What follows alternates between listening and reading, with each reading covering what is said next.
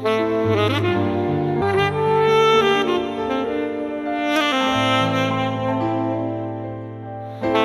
இயேசுவுக்குள் அன்பாய் அழைக்கப்பட்ட அன்புக்குரிய சகோதர சகோதரிகளே, நம்முடைய பிதாவாகிய தேவனுடைய ஒரு மகா பெரிய கிருபையினாலே தொடர்ந்து நாம் உயிரோடு இருக்கவும், தேவனுடைய தெய்வீக திருவசனங்களை ஒவ்வொரு வாரமும் நாம் கவனிக்கவும் தேவன் நமக்கு ஒரு நல்ல கிருபை செய்திருக்கிறார்.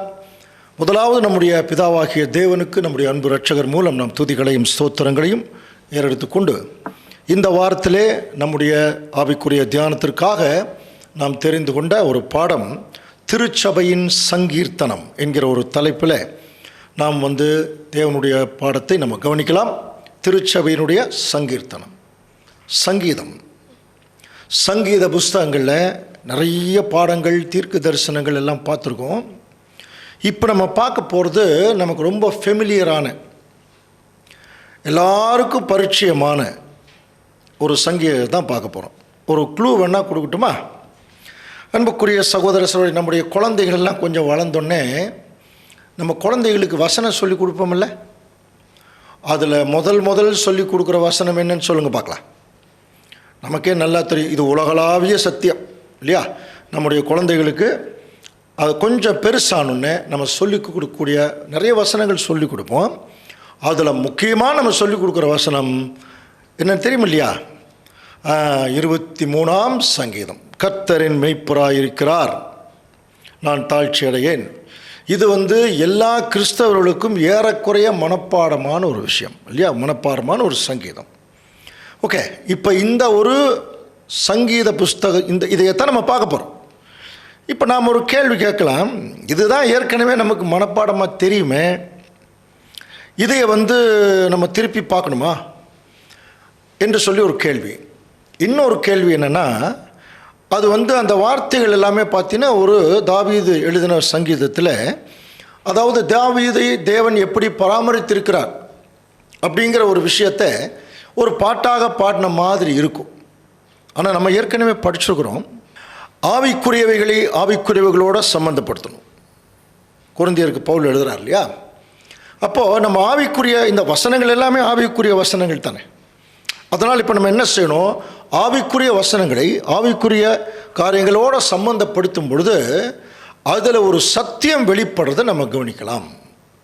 அந்த அடிப்படையில் இந்த 23ஆம் சங்கீதத்தை நாம் இப்படி தொடர்ந்து படித்து சில உள்ளான அர்த்தங்களுக்குள்ளே நம்ம போய் பார்க்கலாம். இப்போ நார்மலாகவே கவனித்து பார்க்கும்போது சில சங்கீதங்கள் நம்முடைய கிறிஸ்தவ சகோதர சகோதரெல்லாம் படிக்கும் பொழுது நார்மலாக படிச்சுட்டு போயிடுவான். கர்த்தரின் மெய்ப்பராயிருக்கிறார், மாத்திரமில்லை கர்த்தரை நான் இக்காலத்திலும் ஸ்தோத்தரிப்பேன். இது சங்கீத புஸ்தகமே ஒரு சுகபோக புஸ்தகம் மாதிரி ஆயிடுச்சு இல்லையா? ஏதாவது நம்ம வீட்டில் ஒரு பெரிய விசேஷம் வந்துச்சுன்னா உன்னை கர்த்தரை நான் இக்காலத்திலும் ஸ்தோத்தரிப்பேன், அவர் துதி என் வாயில் இருக்கும், இந்த மாதிரி. அதே மாதிரி ஒரு பெரிய பிரச்சனை வந்துருச்சுன்னா உடனே கர்த்தர் எனக்கு ஆபத்து காலத்திலே அடைக்கலமும் துணையுமானவர், அந்த மாதிரி வசனங்கள்லாம் படிப்போம். அதே மாதிரி ஒரு ஃபேமிலியை ஆசீர்வதிக்கிற விஷயத்துக்குள்ளே போகும்போது உடனே ஒரு ஃபேமிலியில் ஒரு ஃபேமிலி ப்ரேயர் மீட்டிங்னா அங்கே போய் உன் பிள்ளைகள் ஒளிவு மர கன்றுகளைப் போல் இருப்பார்கள். இந்த மாதிரி நிறைய வசனங்களே, அதாவது அவரவர்களுக்கு தகுந்தபடி வாசித்து பழகி இருக்கிற ஒரு காலம். ஆனால் தாவீது போன்றவர்கள் எழுதின சங்கீதம் என்பது அது ஒரு தீர்க்க தரிசனம். கவனிக்கலாம், பைபிள் இருக்கிற வேதத்தில் உள்ள எந்த தீர்க்க தரிசனமும் சுய தோற்றம் பொருளை உடையதார் இராதென்று நமக்கு தெரியும் இல்லையா? அப்போது எல்லா வசனங்களையுமே நம்ம எப்படி பார்க்க வேணும் அப்படின்னா ரொம்ப ஜாக்கிரதை எப்படி பார்க்கணும்? ஆவிக்குரியவைகளை ஆவிக்குரியவைகளோடு ஒப்பிடணும், மாம்சத்துக்குரியவைகளை மாம்சத்துக்குரியவைகளோடு ஒப்பிடணும். ஆவிக்குரியவைகளை மாம்சத்தோடு ஒப்பிட்டோம்னா அது தவறான ஒரு கணிப்பாக மாறிடும் இல்லையா? ஸோ அந்த அடிப்படையில் அன்புக்குரிய சகோதர சகோதரி, நம்முடைய இந்த சங்கீர்த்தனங்கள், தாவீது நிறைய பாவ சங்கீர்த்தனம் எழுதியிருக்கார் இல்லையா?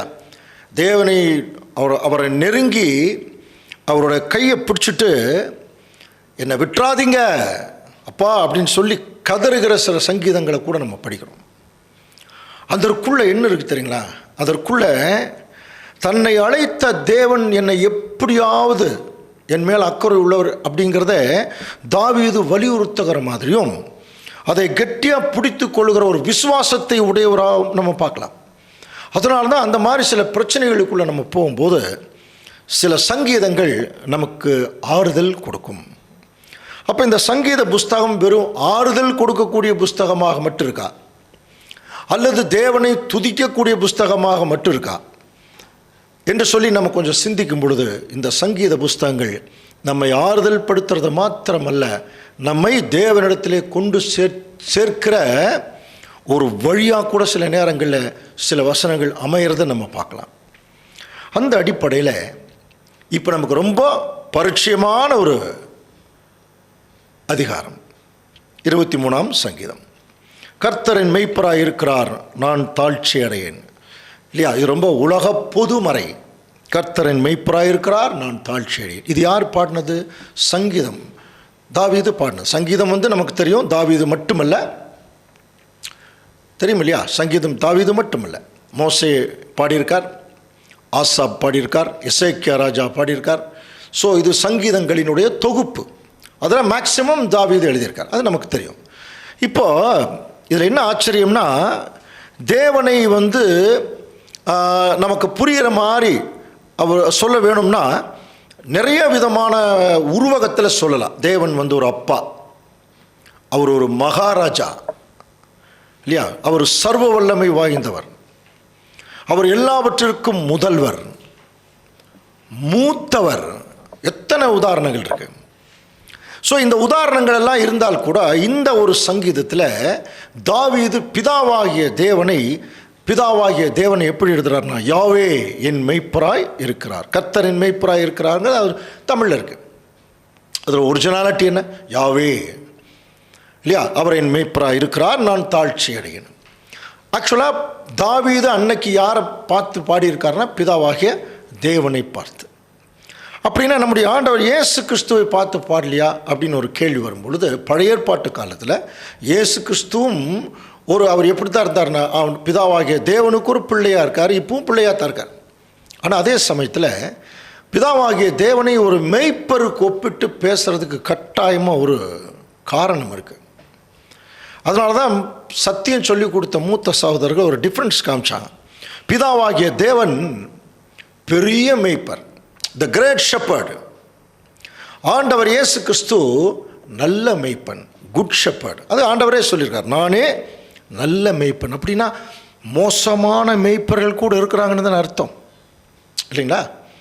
ஆனால் ஆண்டவர் இயேசு கிறிஸ்து ஒரு நல்ல மெய்ப்பன். ஒரு நல்ல மெய்ப்பனுக்கும் மோசமான மெய்ப்பனுக்கும் ஒரு வித்தியாசம் இருக்குது. ஏதாவது மிருகங்கள் தாக்க வந்தால் மோசமான மெய்ப்பன் முதல்ல ஓடிடுவான். நல்ல மெய்ப்பன் தன் உயிரை கொடுத்து அந்த மந்தையை காப்பாற்றுவான் இல்லையா? இது ஒரு வகையான ஒரு உதாரணம். நிறைய நமக்கு தெரியும். பட் இருந்தால் கூட இப்போ நம்ம எப்படி பார்க்கலன்னா, ஏன் பிதாவாகிய தேவனை ஒரு மெய்ப்பரா வச்சு ஒரு பாட்டு பாடுறார் அப்படின்னா அவர் ஒரு மெய்ப்பர்னா, இப்போ நம்மெல்லாம் யாருங்க? ஆடுகள் இல்லையா? தாவீதும் ஒரு ஆடு தான். அப்போது அந்த ஒரு ரிலேஷன்ஷிப் இருக்கு இல்லையா, அதை ரொம்ப முக்கியத்துவப்படுத்துகிறார். ஒன்று ஆடுகள். இப்போ நாம் ஏன் இந்த சப்ஜெக்டை பார்க்குறோம்? நாம் கூட யார் தான்? ஆடுகள் தான். அது எப்படிப்பட்ட ஆடுகள்? பெருமந்தையா அப்படின்னா சிறுமந்தை. சிறுமந்தை. இந்த சிறு மந்தை அப்படிங்கிற ஒரு வார்த்தை இருக்கு இல்லையா, அது ஆடுகளை உள்ளடக்கிய ஒரு விஷயங்கிறதுனால தான் இதை திருச்சபையோடு ஒப்பிட்டு இந்த வார்த்தைகளை நமக்கு சொல்கிறத கவனிக்கலாம். அதனால தான் லூக்காவில் படிக்கிறோம், பயப்படாதே சிறுமந்தையே, உங்களுக்கு ராஜ்யத்தை கொடுக்க உங்கள் பிதா பிரியமாக இருக்கிறார். ஒரு ஆட்டு மந்தையை பார்த்து நீங்கள் ராஜாவாக போகிறீங்கன்னு சொன்னால் எப்படி இருக்கும்? அது எவ்வளோ நூதனமாக இருக்கும். அந்த மாதிரி தான் இப்போ நமக்கு கிடைச்சிருக்கிற ஒரு வாய்ப்பு. ஒரு ஆட்டை பார்த்து நீ ராஜா அப்படின்னு சொன்னால் எப்படி? ஒரு சிங்கத்தை பார்த்து நீ ராஜான்னா அது வேறு. ஒரு ஆட்டுக்குட்டி பார்த்து நீ ராஜான்னா எப்படி இருக்கும்? ஆனால் அந்த அழைப்பு தான் இப்போ நமக்குள்ளே வந்திருக்கு. என் பிதா உங்களுக்கு ராஜ்யத்தை கொடுக்க ரொம்ப, உங்களுக்கு தான் ராஜ்யத்தை கொடுக்குற ரொம்ப விருப்பமாக இருக்கார் என்று சொல்லி அங்கே லூக்காவில் நம்ம எழுதுறது நம்ம கவனிக்கலாம். ஸோ அன்புக்குரிய சகோதர சகோதரி, அப்போது இது பழைய ஏற்பாட்டு காலத்தில் எழுதின பாட்டு இல்லையா? அப்போது பழைய ஏற்பாட்டு காலத்தில் இஸ்ரேல் ஜனங்களாகட்டும் அல்லது அவர்களுக்கு மூத்த முற்பிதாக்களாகட்டும், தேவன் அவர்களை எப்படித்தான் ட்ரீட் பண்ணியிருக்கார் என்று சொல்லி கவனிக்கும் போது 77ஆம் சங்கீதம் 20வது வசனம் வாசிக்கலாம். மோசே ஆரோன் என்பவர்களின் கையால் உமது ஜனங்களை ஒரு ஆட்டு மந்தை போல வழி நடத்தி பாருங்க. பழைய ஏற்பாட்டு காலத்தில் இஸ்ரேல் ஜனங்களையும் ஒரு ஆட்டு மந்தை கூப்பிட்டு சொல்றார். சரி, இஸ்ரேல் ஜனங்களை தான் ஒரு ஆட்டு மந்தை கூப்பிட்டு சொல்லியிருக்காரா அப்படின்னா, அவர்களுடைய முற்பிதாக்களையும் ஒரு ஆட்டு மந்தை கூப்பிட்டு தான் சொல்லியிருக்காரு. 80ஆம் சங்கீதம் 1ஆம் வசனம் பாருங்க. இஸ்ரேலின் மெய்ப்பரே, யோசேப்பை ஆட்டு மந்தையை போல நடத்துகிறவரே. பாருங்க, அப்போ யோசேப்பு மாத்திரமல்ல, முற்பிதாக்களை எல்லாத்தையுமே ஒரு ஆட்டு மந்தையை தான் போல நடத்தியிருக்கார். அப்போ அவர்களுக்கு கீழே இருக்கக்கூடிய இஸ்ரேல் ஜனங்களும் ஒரு ஆட்டு மந்தை. இப்போ நாம கூட ஒரு ஆட்டு மந்தை தான். ஏன் இந்த ஆட்டு மந்தைக்கு ஒப்பிட்டு அவர் சொல்றார் என்று சொல்லி கவனிக்கும் பொழுது நிறைய காரணங்கள் இருக்கு. ஆடுகளுடைய நம்பிக்கையே அந்த மெய்ப்பன் தான். ஆடுகளுடைய உணவுக்குரிய நம்பிக்கையே அந்த மெய்ப்பன் தான். அப்புறம் தன்னுடைய மேய்ப்பனை அண்டி இருக்கிற வாழ்க்கை. இது ஒரு பெரிய ஃபாரஸ்ட், அடர்ந்த வனத்துக்குள்ள இருக்கக்கூடிய அநேக மிருகங்கள் பார்த்தீங்கன்னா அது யாரையும் அண்டி இருக்காது. சில மிருகங்கள் ஒன்றுக்கு ஒன்று ஒட்டவே ஒட்டாது. ஆனால் ஆடுகள் அப்படி இல்லை. அவைகளெல்லாம் ஒரே மந்தையாக இருந்து தன்னுடைய மெய்ப்பனுக்கு கீழ் இருக்கு இல்லையா. அந்த மாதிரி தான் இன்றைக்கி ஓநாய்கள் போல பெரிய பெரிய மிருகங்களைப் போல நம்மளை சுற்றும் எக்கச்சக்கமான ஜனங்கள் இருக்காங்க. யாருக்கிட்டே ஒட்ட மாட்டாங்க. ஆனால் திருச்சபையை கவனிச்சின்னா எப்பொழுதுமே மெய்ப்பொருக்கு கீழே இருந்து கொண்டிருப்பார்கள். மெய்ப்பொருள் அவருடைய நம்பிக்கையாக இருப்பார். அதனால தான் அன்புக்குரிய சகோதர சகோதரர்களே, இந்த ஒரு உதாரணத்தை சொல்கிறதுக்குரிய வாய்ப்பு. சரி, அப்போ சங்கீதம் 23ஆம் சங்கீதத்துக்குள்ளே போகும்போது இது ஒரு ஜென்ரலாக இருக்கிற மாதிரி ஒரு வசனம் மாதிரி தானே இருக்குது என்று சொல்லி கூட நினைக்கலாம். அப்படி நினைக்கக்கூடிய ஒரு சூழ்நிலைக்குள்ளே நம்ம போகும்பொழுது இன்னும் கொஞ்சம்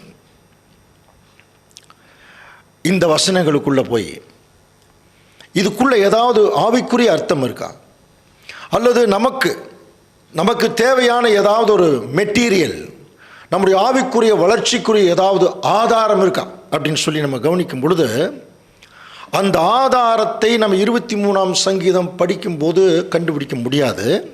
நம்ம ஏற்கனவே படித்தோம் இல்லையா, கர்த்தருடைய புஸ்தகத்தில் தேடி வாசியுங்கள்.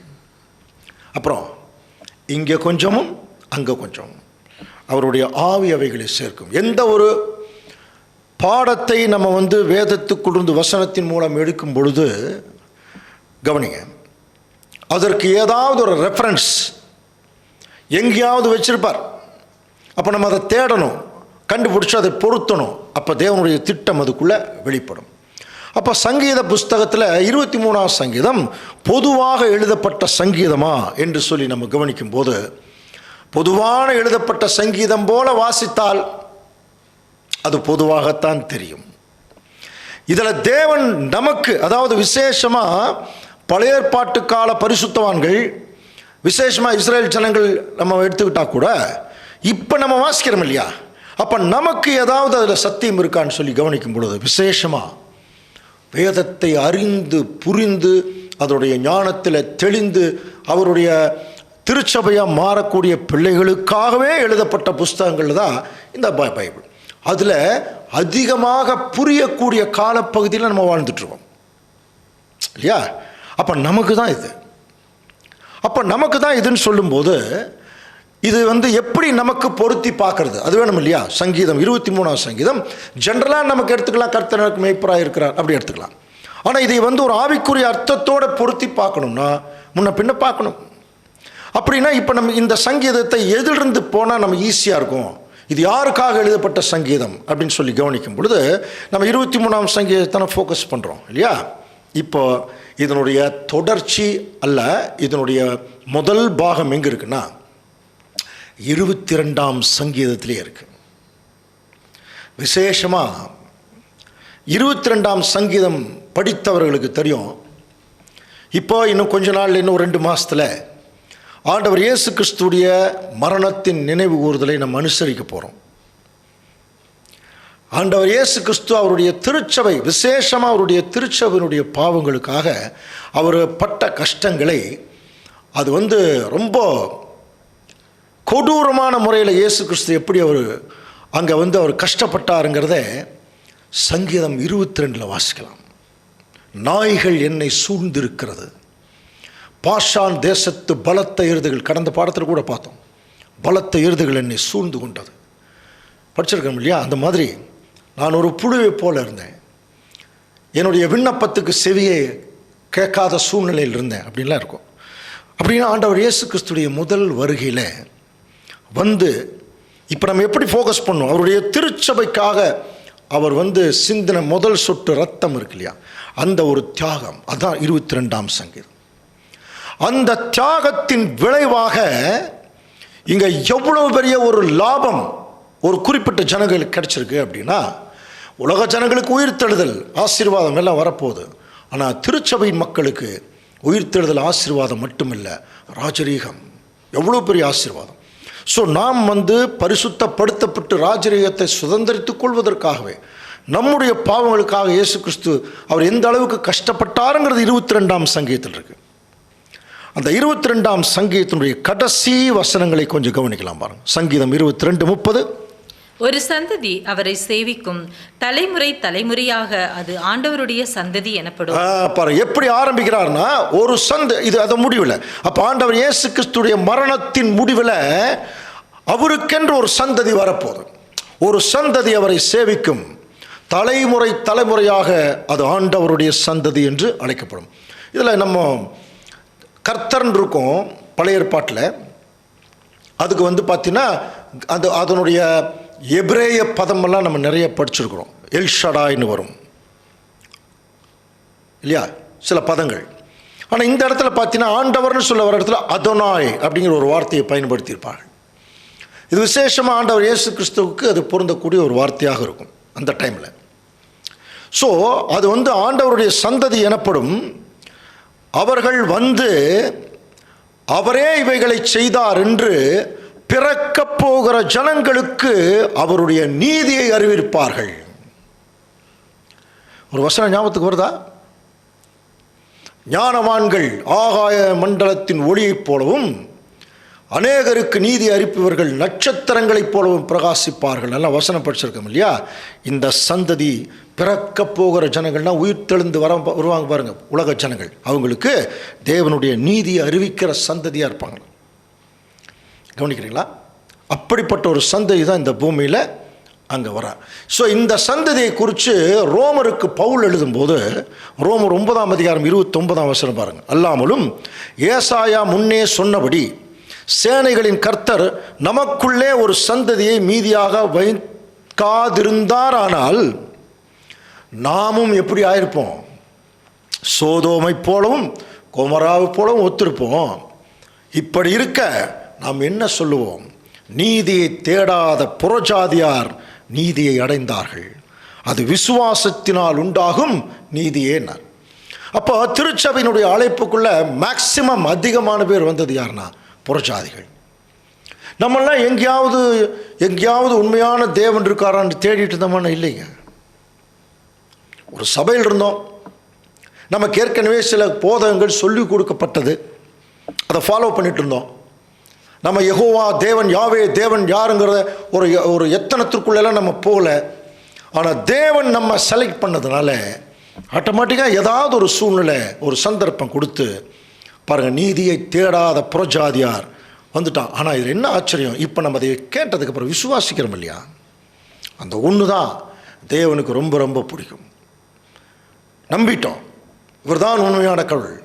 அதை நம்பி வந்ததுனால இந்த ஜாதியாருக்காக அவர் எடுக்கக்கூடிய மிகப்பெரிய ரிஸ்க் தான் இந்த சுவிசேஷ யுகம் முழுவதும் திருச்சபையின் பிள்ளைகளுக்காக அவருடைய கவனம். இதை குறித்து ஆண்டவர் இயேசு கிறிஸ்துடைய மரணத்துக்கு பிறகு அவர் சம்பாதித்த ஒரு சபையை பற்றி எழுதுகிறார். ஏசாயா 53:10 வாசிக்கலாம். கர்த்தரோ அவரை நொறுக்க சித்தமாகி அவரை பாடுகளுக்கு உட்படுத்தினார். அவருடைய ஆத்துமா தன்னை குற்ற நிவாரண பலியாக ஒப்பு கொடுக்கும் போது அவர் தமது சந்ததியை கண்டு நீடித்த நாளாயிருப்பார். கர்த்தருக்கு சித்தமானது அவர் கையினால் பாருங்க, அவர் வந்து தன்னுடைய ஜீவபலியா ஒப்பு கொடுக்கும் போது ஒரு சந்ததி அதில் பார்த்துருவாராம். எப்படி ஆதாமை தேவன் தூங்க வச்சு ஆதாம் தூக்கத்திலிருந்து எந்திரிக்கும் போது தன்னுடைய மனைவி அவர் கண்ணு முன்னாடி பார்க்கிறார். படிச்சிருக்கோம் இல்லையா? ஆதாமுடைய டிஎன்ஏ விழா எலும்பிலிருந்து எடுத்து ஏவாளை செஞ்சிடார். அப்போ ஆதாம் தூங்கி எந்திரிக்கும் போது அங்கே யார் நிற்கிறது? ஆதாம் மட்டும் தூங்கலைன்னா ஏவாள் வந்திருக்காது. அந்த மாதிரி அன்புக்குரிய சகோதர சகோதரி, ஆண்டவர் இயேசு கிறிஸ்து 2ஆம் ஆதாம் அவரை தேவனே தூங்க வைக்கிறாரா. எப்படி அடிச்சு நொறுக்கி, அதான் அந்த வசனம், அவரை நொறுக்க சித்தமா. ஏன்னா அவர் பாவம் செய்யல, அவர் மறிக்கவெல்லாம் முடியாது. அவர் தானா ஒப்பு கொடுக்கணும். சரி, தானா ஒப்பு கொடுத்தா கூட அவர் மறிக்க முடியாது. அவர் உடம்பில் இருக்கிற ரத்தம் முழுவதும் வெளியே எடுக்கப்படணும். அதுக்கு அவர் நொறுக்கப்படணும். அவர் நொறுக்கி ஆண்டவர் இயேசு கிறிஸ்து உயிர் தெழுந்து அவர் ஜீவனோடு வரும் பொழுது இப்போ அவருக்கு முன்பாக அவருக்காகவே ஒரு சந்ததி வந்து அங்கே முன்னால் நிற்குது. என் மனைவி, என்னுடைய ரத்தம், என்னுடைய சதை, என்னுடைய நரம்பு, என்னுடைய எலும்பு, ஐயோ இது சாகுதே, நான் உயிரோடு இருந்து என்ன பிரயோஜனம் என்கிற அளவுக்கு அங்கே வந்து ஆதாம் போனதுனால தன்னுடைய மனைவிக்காக தன்னுடைய ஜீவனை கொடுத்தார். அப்படியே இங்கே கிறிஸ்துவுக்கு வரலாம். இவர் ஏற்கனவே மரணிச்சதுனால அவருடைய மனைவி இப்போ ஜீவனோட வந்து அப்படி முன்னாடி நிற்குதான். அதில் கவனிச்சு பார்த்தீங்கன்னா, ஆண்டவர் இயேசு கிறிஸ்துடைய மரணத்துக்கு பிறகு இதுவரைக்கும் சுவிசேஷ யுகம், இந்த 2000 வருஷம், இந்த 2000 வருஷ சுவிசேஷ யுகத்தில் அவருடைய திருச்சபையின் பிள்ளைகளெல்லாம் இப்படி எப்படி தெரியுங்களா இருந்தோம். இப்போ வாசிக்கலாம் பாருங்க, 1 பேதுரு 2:25. சிதறுண்ட ஆடுகளைப் போல் இருந்தீர்கள். எப்படி இருந்தோமா பாருங்க, நம்மெல்லாம் சிதறுண்ட ஆடுகளைப் போல இருந்தோம். அப்புறம் இப்பொழுதோ உங்கள் ஆத்துமாக்களுக்கு மெய்ப்பெரும் கண்காணியுமானவரிடத்தில் திருப்பப்பட்டிருக்கிறீர்கள் சொல்றப்ப, நம்மெல்லாம் சிதறுண்ட ஆடுகளைப் போல் இருந்தோம். இப்போ தேவன் வந்து நம்மளை கரெக்டான ஒரு இடத்துக்குள்ள அவர் கூட்டி சேர்த்து இப்போ அதுக்கு ஒரு மெய்ப்பரை இங்கே புதிய ஏற்பாட்டு காலத்தில் ஒரு மெய்ப்பர் கொடுக்குறார். அந்த மெய்ப்பன் தன்னை குறித்து தானே சொல்கிறார். வேற யார் சொல்கிறது? நானே நல்ல மெய்ப்பன். அந்த நல்ல மெய்ப்பனுடைய கேரக்டர் சொல்கிறா பாருங்க. நல்ல மெய்ப்பன் தன் ஆடுகளுக்காக தன் ஜீவனையே கொடுக்கிறார். புரியுதுங்களா? தன் ஆடுகளுக்காக தன் ஜீவனையே கொடுக்கிறார். ஸோ அப்போது இந்த உலகத்தில் சுவிசேஷ யுகம் ஆரம்பிக்கும் போது சிதறுண்ட ஆடுகளைப் போல் இருந்து அவருடைய திருச்சபை அப்படியே கொண்டு வந்து அன்னைக்கு உட்கார்றார் ஆண்டவர் இயேசு கிறிஸ்து அவர்களுக்கு மெய்ப்பறான். அப்படி உட்கார்ந்துருக்கும் போது இந்த மந்தையை பாதுகாக்கிறதுக்கு ஒரு அருமையான வசனம் சொன்னார் அப்போஸ்தலர் நிருபத்தில். ஆகையால் அப்போஸ்தலர் 20:28 பாருங்க, உங்களை குறித்து தேவன் தம்முடைய சுய இரத்தத்தினாலே சம்பாதித்து கொண்ட தமது சபையை மேய்ப்பதற்கு பரிசுத்தாவி உங்களை கண்காணிகளாக வைத்த மந்தை முழுவதையும் குறித்து எச்சரிக்கையாயிருங்கள். அப்படின்னா இப்போ கூட நம்ம யார் தான்? அவருடைய மந்தை. புரியுதுங்களா? அப்போ சங்கீதம் 22 முடியுது அப்படின்னு என்ன அர்த்தம்? ஆண்டவர் இயேசு கிறிஸ்துடைய மரணத்திற்கு பின்னால் ஒரு சந்ததி நிற்குது. அந்த சந்ததி தான் திருச்சபை. இந்த திருச்சபையை பற்றி நம்ம படிக்கும்போது இதனுடைய எதிர்காலம் என்னவோ, இதனுடைய அழைப்பினுடைய முடிவு என்னவோ என்று சொல்லி பல சந்தர்ப்பங்களை நம்ம பார்க்கும்போது எக்கச்சக்கமான பாடங்கள் பார்த்துட்டோம் இல்லையா? இப்போ 22ஆம் சங்கீதத்தில் ஆண்டவர் இயேசு கிறிஸ்துடைய மரணத்துக்கு பிறகு அவருடைய திருச்சபை வருது இல்லையா? இந்த திருச்சபையை இந்த சுவிசேஷ யுகம் முழுவதும் தேவன் எப்படி போஷித்து காப்பாற்றுகிறார் என்கிற ஒரு தீர்க்க தரிசன சங்கீர்த்தனம் தாங்க சங்கீதம் 23. கவனிக்கிறீங்களா? அப்படின்னா இப்போ நம்ம எப்படி அந்த அடிப்படைக்குள்ளே போகலாம்? 23ஆம் சங்கீதம் ஏதோ மனப்பாடம் பண்ணுகிற சங்கீதம் இல்லை, மனதிற்கு பாடமாக இருக்கக்கூடிய ஒரு சங்கீதம்.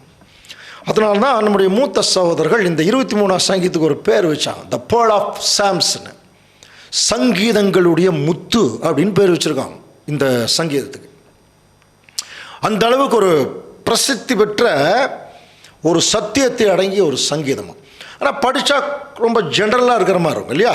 சரி, இப்போ நம்ம என்ன ஒரு அடிப்படை அணுகுமுறைக்குள்ளே போகலாம் அப்படின்னா, இப்போ தாவீது தானே பாடுறார். இப்போ நம்ம தாவீதை பொறுத்த வரைக்கும் புதிய ஏற்பாட்டின் காலத்தில் ஆண்டவர் இயேசு கிறிஸ்துவுக்கு நிழலாக நிறைய படிச்சிருக்கிறோம். எப்படி தாவீது ஒரு ராஜாவாகிறதுக்கு முன்னாடியே மெய்ப்பனாக இருக்கும்போதும் அநேக பாடுகள் பட்டார், போராட்டங்கள். ராஜாவான போதும் போராட்டம் இருக்கு அவருக்கு. முழு ராஜ்ய பாரத்தை எடுக்கிறதுக்கு முன்னாடியே சில போராட்டங்கள். ராஜ்ய பாரத்தை விட்டு வந்து வனாந்தரத்தில் போயிட்டார் இல்லையா? இவைகள் எல்லாம் எதற்கு நிழலாக இருக்குன்னா, ஆண்டவர் இயேசு கிறிஸ்து காலத்துக்கு பிறகு எப்படி அவர் ஒரு வனாந்தர நிலைமைக்கு போனாரோ அவருடைய திருச்சபை தான் போகுது. அந்த வனாந்தர நிலைமைக்கு அது போகுது. அப்போ அந்த வனாந்தர நிலைமையில் அந்த திருச்சபை எப்படி தேவன் போஷித்து காப்பாற்றுகிறார் என்பதை இப்போ நம்ம கண்டுபிடிக்கணும்னா 23ஆம் சங்கீதத்துக்குள்ளே போனால் கண்டுபிடிச்சிடலாம். அப்படின்னா இது என்ன அப்படின்னா, தாவீதுடைய அனுபவம், அவர் எப்படிப்பட்ட அனுபவத்தை அவர் பெற்றுக்கொண்டாருங்கிறது ரொம்ப முக்கியம். அன்புக்குரிய சகோதர சகோதரி, இவர் ஒரு மேய்ப்பனாக இருந்தார்ல, அப்போது அந்த மேய்ப்பனுக்குரிய அனுபவம் இருக்கும் இல்லையா, இது அப்படியே தேவனுக்கு அப்ளை பண்ணுறார். அப்போ என்ன மாறதானே என்னை ஒரு ஆட்டுக்குட்டியாக அழைச்ச தேவன் இருப்பார், இப்படி ஒரு சிந்தனை. ஆனால் அந்த சிந்தனை தவறானது. அவரு மாதிரி தான் இவர் இருக்கார். அந்த அனுபவம் தான் அவருக்கு கிடைச்சதான். இப்போ நான் ஏன் இப்படி என்னுடைய ஆடுகளுக்காக நான் ஜீவன் கொடுக்குற அளவுக்கு நான், அப்போ ஒரு மனுஷன் நானே என்னுடைய ஆடுகளை இவ்வளோ நேசிக்கும் போது என்னை படைத்த தேவன் என்னை எப்படி நேசிச்சிருப்பார், எப்படி என்னை பராமரிப்பார் என்கிற ஒரு சிந்தனை அவருக்குள்ள வரும்போது அவருடைய ஜெபமே எப்படி இருந்தது படிச்சிருக்கீங்களா? உரிமையோடு இருந்தது. தேவனே என்னை கைவிடாதேயும், சத்துருக்களை என்னை மேற்கொள்ள விடாதேயும். சில வசனங்கள் படிச்சு பாருங்க. உரிமையோட தேவன்கிட்ட கேட்டே இருப்பார், என்னை விட்டுறாதீங்க, நான் உங்களை பிடிச்சிக்கிறேன். அந்த உரிமை எப்படி அவருக்கு தெரிஞ்சதுன்னா, அந்த ஆடுகள் வாயை திறந்து கேட்காதுங்க. தனக்கு தேவையானது ஏதோ கத்தும், அவ்வளோதான். அந்த கத்துற மாதிரி தான் அந்த உரிமை அந்த ஆடுகளுக்கு இருக்குதுங்கிறத இவர் புரிஞ்சுக்கிட்டு அவர் என்ன செய்கிறார்னா, தன்னுடைய பிரதான மேய்ப்பன் பிதாவாகிய தேவனை நோக்கி அவர் பாடுகிற ஒரு பாட்டு, அருமையான ஒரு உதாரணம். அதனால தான் ஒரு முறை அந்த தாவீது கோலியாத்தை ஜெயிக்கிறதுக்கு போகும்போது அவரை விடமாட்டேங்கிறான். அப்போ அவர் சொல்கிறார், 1 சாமுவேல் 17ஆம் அதிகாரம் 34ஆம் வசனத்தில், தாவீது சவுலை பார்த்து, உம்முடைய அடியானோ என் தகப்பனுடைய ஆடுகளை மேய்த்து கொண்டிருந்த போது ஒரு விசை ஒரு சிங்கமும் ஒரு விசை ஒரு கரடியும் மந்தையில் இருந்த ஆட்டை பிடித்து கொண்டது. கவனிக்கிறீங்களா? பிடிச்சிருச்சு. அப்போது என்னாச்சு, நான் அதை தொடர்ந்து போய் கவனிச்சு பார்த்தீங்கன்னா, இப்போ சில படங்கள் எல்லாம் பார்க்கலாம். ஒரு மந்தையில் ஏதாவது ஒரு மிருகம் இருந்துச்சுன்னா திடீர்னு ஒரு புலி அதை பிடிச்சி அந்த அந்த தொண்டையோடு சேர்த்து இழுத்துட்டு போயிடும், மரத்திலேயே தூக்கிடும், பின்னாடி தொடர்ந்து ஓட முடியாது. ஆனால் இவர் என்ன செய்கிறார் பாருங்க, அந்த ஆட்டை எப்படியாவது காப்பாற்றணும்னு சொல்லி அதை தொடர்ந்து போய் அதை அடித்து அதன் வாய்க்கு தப்பு வித்தேன். வாய்க்கு தப்பு வச்சுன்னா அந்த சிங்கம் இவரை தாக்க வருது. அது என் மேல் பாய்ந்த போது நான் அதன் தாடியை பிடித்து அதை அடித்து கொன்று போட்டேன். எப்படி சிம்சோன் ஒரு ஆட்டுக்குட்டியை கிழிக்கிற மாதிரி கிழிச்சார், நல்லா படித்தோம் இல்லையா? அந்த மாதிரி தாவீதுக்கும் தேவனுடைய ஆவி உள்ளே போகும்போது இதில் என்ன புரிஞ்சுக்கலான்னா, கட்டாயமாக தேவன் அவருக்கு அவருடைய ஆவியை கொடுத்துருக்க வேணும். என்ன சிங்கத்தை கிழிக்கணும்னு அந்த ஆவி தேவை, ஒரு வல்லமை தேவை. அதுக்கு முன்னாடி தாவீதுக்கு அந்த அந்த ஆட்டுக்குட்டி மேலே அந்த அக்கறை இருக்குல்ல, அது ரொம்ப முக்கியம். அதை எப்படியாவது காப்பாற்றிடணும்.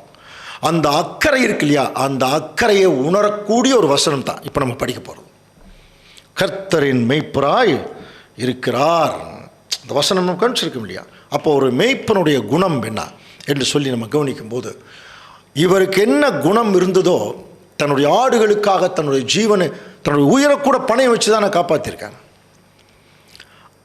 அந்த குணத்தை தனக்கு ஏற்பட்ட உடனே அது யாருடைய குணம்ங்கிறத உணர்ந்தார்னா, இது நம்மை அழைத்த தேவனுடைய ஒரு குணம். அவர் ஒரு பிரதான மேய்ப்பராக இருக்கார். இப்போ அவர் நான் எப்படி என்னுடைய ஆடுகளுக்காக நான் ஜீவனை கொடுக்குற அளவுக்கு நான் போயிட்டனோ அந்த மாதிரி அவர் இருக்கார் என்று ஒரு ஐடியாவில் தான் இந்த வார்த்தைகள் எழுதுறார். இது ஒரு வகையான ஒரு விளக்கம். இன்னொரு விளக்கம், கர்த்தரின் மெய்ப்பராக இருக்கிறார் அப்படின்னாலே, ஒரு மெய்ப்பன் அவர் தன்னுடைய மந்தையை கொண்டு ஒரு தொழுவத்தில் வைக்கிறார் இல்லையா? இப்போ நம்மளாம் ஆக்சுவலாக எங்கே இருக்கோம் அப்படின்னா, ஆண்டவர் இயேசு கிறிஸ்து காலத்துக்கு பிறகு நம்ம எல்லாரும் ஆண்டவர் இயேசு கிறிஸ்து என்கிற மெய்ப்பனுடைய தொழுவத்திற்குள்ளே நம்ம வந்துட்டோம். இப்போ இந்த தொழுவத்துக்குள்ளே பராமரிக்கிறதுக்கு மெய்ப்பனும் இருக்கார், ஆடுகளும் இருக்கு. சுவிசேஷ யுகம் முழுவதும் இந்த ஆடுகளோடு அந்த மெய்ப்பன் இருக்கார். இதை நம்ம எங்கே பார்க்கலாம்னா, வெளிப்படுத்தல் 1ஆம் அதிகாரத்தில் 7 குத்து விளக்குகள். அந்த குத்து விளக்குகளுக்கு மத்தியில் நிலையங்கி தரித்து அங்கே கிறிஸ்து நிற்கிறத கவனிக்கலாம். அது எதை குறிக்குது? 7 குத்து விளக்கும் 7 சபைகள். 7 சபைகள் மத்தியில் ஆண்டவர் இயேசு கிறிஸ்து இருந்து கொண்டு ஒவ்வொரு சபையும் அவர் கண்காணித்து கொண்டிருக்கிறார்னு புரிஞ்சுக்கலாம். அப்போ அப்படி ஒரு சூழ்நிலை வரும்போது த டோட்டல் காஸ்பல் ஏஜ், சுவிசேஷ யுகம் முழுவதும் இப்போ சபைக்கு என்ன நடக்குது அப்படிங்கிறத கொஞ்சம் கவனிக்கும் போது, இப்போ தாவீது தான் எழுதினார். அப்போ தாவீது புதிய ஏற்பாட்டின் காலத்தில் ஆண்டவர் இயேசு கிறிஸ்துவுக்கு நிழல், இப்படி எடுத்துக்கலாம். இப்போ இயேசு கிறிஸ்து கர்த்தர் என் மெய்ப்பராக இருக்கிறார்னு சொல்கிறது கரெக்டாக இருக்குமா? கர்த்தர் பிதாவாகிய தேவன் தானே? ஆமாம், பிதாவாகிய தேவன் இயேசு கிறிஸ்துவே மேய்க்கக்கூடிய மேய்ப்பர் தான், அதில் எந்த டவுட்டுமே வேண்டாம். கிரேட் ஷெப்பர்ட், பிரதான மேய்ப்பர், எல்லாவற்றுக்கும் மேலான மேய்ப்பர் நல்லா சொல்லப்பட்டிருக்கு. இப்போது தாவீது பாடுறாருங்கிறது எப்படி புரிஞ்சுக்கணும்? கர்த்தர் என் மெய்ப்பராக இருக்கிறார் அப்படின்னா நான், இந்த நான் என்கிற வார்த்தை ஆண்டவர் இயேசு கிறிஸ்து முதலாம் வருகையில் மாம்சத்தில் வாழும்போது அது அவருக்கு மட்டுமே பொருந்தக்கூடிய வார்த்தையாக இருந்தது. அவர் என்றைக்கு மகிமை அடைஞ்சு மேலே போயிட்டு தன்னுடைய திருச்சபையை மேலிருந்து கண்காணிக்க ஆரம்பித்தாரோ அப்போவே அந்த நான் என்பது எப்படி ஆயிடுச்சுன்னா, என்னுடைய சரீரம், அதான் நான். தலை மட்டும் நான் சொல்கிறது இல்லை, இப்போது என்னுடைய சரீரம். அப்படின்னா அந்த சுவிசேஷம் முழுவதும் யார் இருக்கிறது? அவருடைய சரீரம், நான். இப்போ அவர் தனியாக இல்லை, அவருடைய சரீரத்தோடு தான் இருக்கார். என்ன, அவர் மகிமையில் இருக்கார், இவங்க மாம்சத்தில் இருக்காங்க. அவர் 2ஆம் வருகையில் வரும்போது அவர்களும் மாம்சத்தில் இருக்கிறவர்கள் மகிமைக்கு போயிடுவாங்க. அப்போ அது வரைக்கும் சபை சரீரம் இல்லையா அப்படின்னா இப்படி இல்லையே, சரீரம் தானே.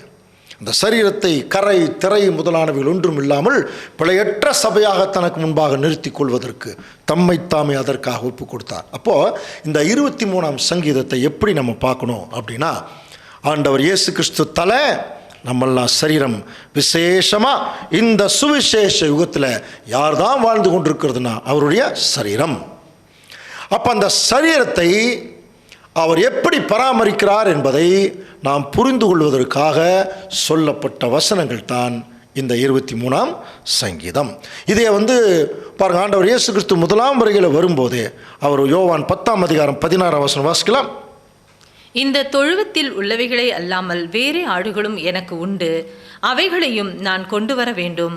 அவைகள் என் சத்தத்துக்கு செவி கொடுக்கும். அப்பொழுது ஒரே மந்தையும் ஒரே மெய்ப்பனும் ஆகும்.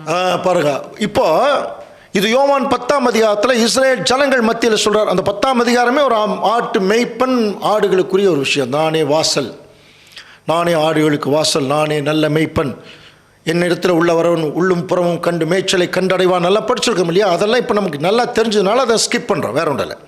பட் இப்போ சொல்கிறார், இந்த தொழுவத்தில் உள்ளாத வேற ஆடுகள். ஆண்டவர் எதை பற்றி பேசிகிட்டு இருக்கார் புரியுதுங்களா? அதாவது இப்போ இஸ்ரேல் ஜனங்கள் இப்போ கொஞ்சம் பேர் தொழுவத்துக்குள்ளே வந்திருக்காங்க, அந்த அழைப்புக்குள்ளே. இந்த தொழுவத்தில் இல்லாத வேற ஆடுகள் கூட இருக்குது. அது சுவிசேஷம் முழுவதும் வேற ஆடுகள் நமக்கு புரியும். புறஜாதிகள், ஆண்டவர் அப்போவே புறஜாதிகளை மைண்டில் வச்சுட்டு பேசுகிறார். அவைகளும் நான் கொண்டு வரணும். அப்போ சுவிசேஷம் முழுவதும் புறஜாதிகள் நிறைய பேர் விசுவாசத்தின் மூலம் வரப்போகிறாங்க.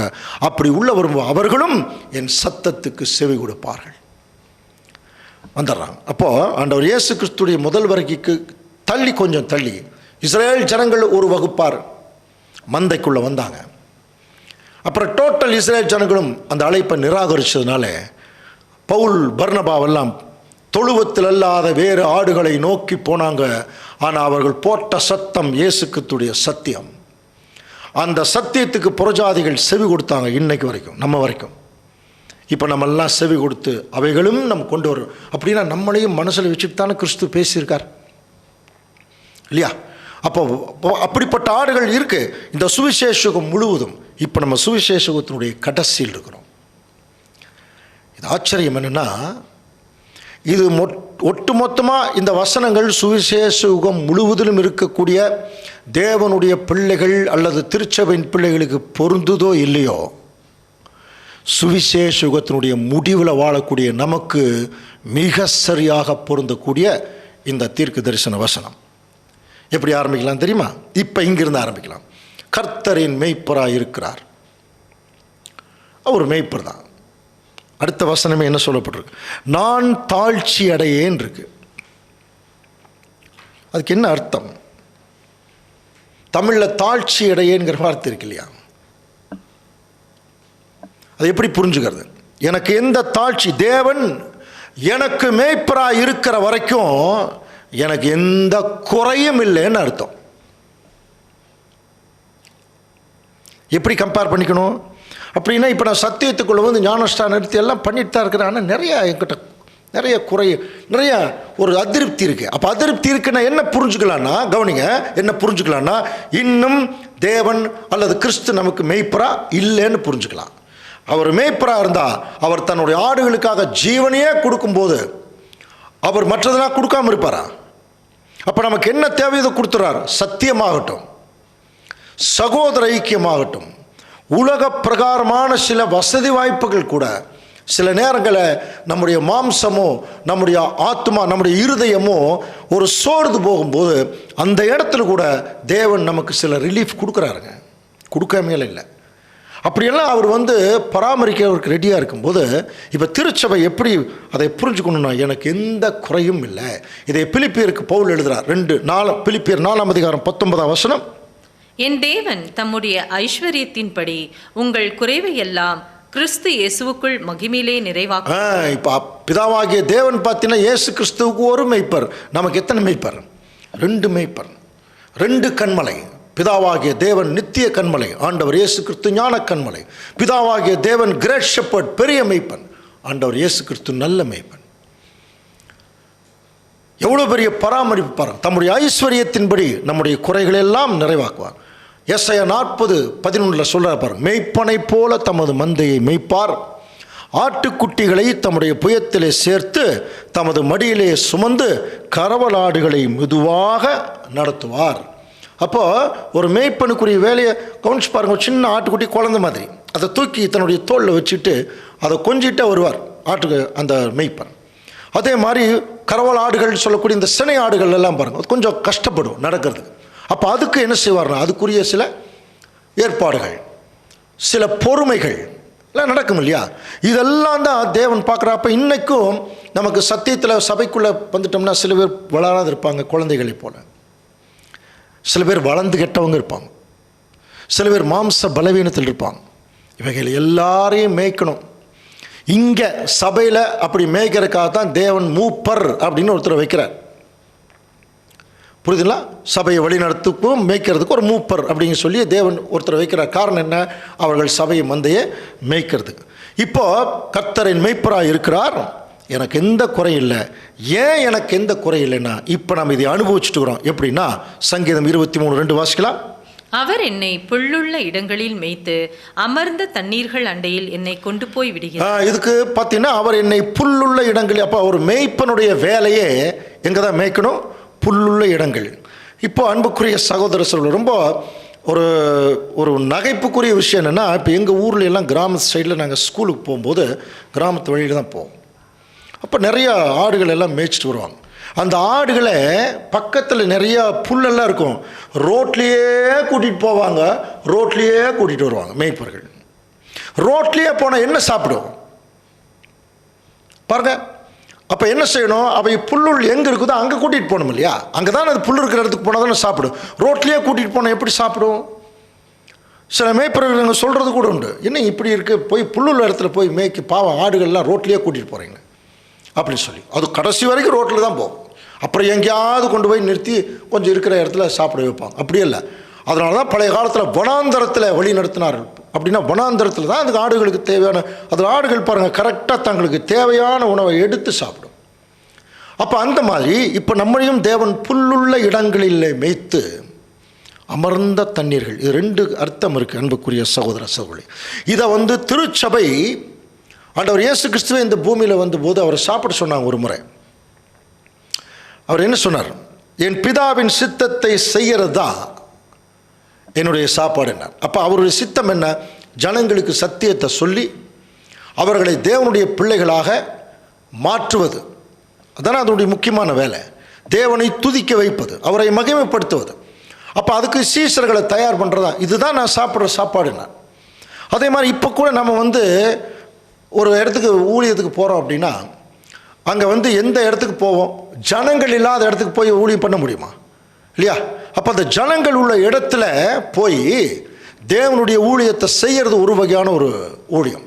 அதை வந்து என்ன சொல்கிறாருன்னா, ஏசாயா 40:7 பாருங்கள். கர்த்தரின் ஆவி அதன் மேல் ஊதும் போது புல் உதிர்ந்து பூ உதிரும், ஜனமே புல் அப்படிங்கிறார்.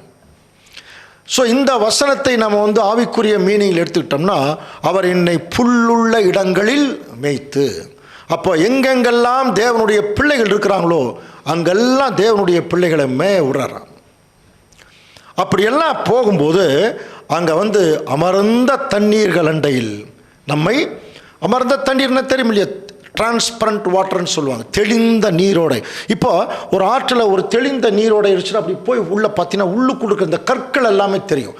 அந்த மாதிரி தாங்க நம்ம வந்து விசேஷமாக இந்த சத்தியத்துக்கு கொடுக்குற தேவனுடைய பிள்ளைகளுக்கு தேவன் கொடுத்துருக்கிற மிகப்பெரிய ஆசீர்வாதமே உள்ள தண்ணிக்குள்ளே என்ன இருக்குன்னு பார்க்குறோம். ஆழமான ரகசியங்களை நம்ம பார்க்குறோம். தீர்க்க தரிசனங்கள், ஆண்டவர் இயேசு கிறிஸ்து பேசின உவமை, அவருடைய பிளான், அதுக்குள் இருக்கிற நுணுக்கங்கள், அதெல்லாம் தான் தெளிந்த நீரோடை. விசேஷமாக இது எப்படி சொல்லலாம்? கடைசி கால சத்தியங்கள் தெளிவாக இருக்குது சொல்கிறாங்க இல்லையா? பாருங்கள், தெளிவாக இருக்குதுங்க அப்படி சொல்கிறாங்க இல்லையா? அந்த மாதிரி தான் ஒரு தெளிந்த நீரோடையில் தான் தேவன் நம்மளை என்ன பண்ணிகிட்ருக்காருன்னா, அன்புக்குரிய சகோதர சகோதரியை வழி நடத்திட்டுருக்கார். அப்போ ஒரு தெளிந்த நீரோடை வழி நடத்தக்கூடிய தேவனுடைய பிள்ளைகள் எவ்வளோ திருப்தியாக இருப்பாங்க இல்லைங்களா? அதைத்தான் சொல்லும் பொழுது வாசிக்கலாம் பாருங்க. சங்கீதம், அவர் என் ஆத்துமாவை தேற்றி தம்முடைய நாமத்தின் நிமித்தம் என்னை நீதியின் பாதைகளில் நடத்துகிறார்.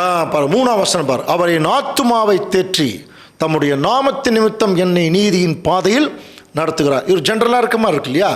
அப்படின்னா இந்த புல்லுள்ள இடங்களில் மேயக்கூடிய தேவனுடைய பிள்ளைகள், அமர்ந்த தண்ணீர் அண்டையில் போய் இருக்கக்கூடிய பிள்ளைகள் எல்லாமே சத்தியத்தை நல்லா தெரிஞ்சுக்கிட்டு வரும் பொழுது அவர்களுக்கு என்ன அதிகமாக இருக்கும் தெரியுங்களா?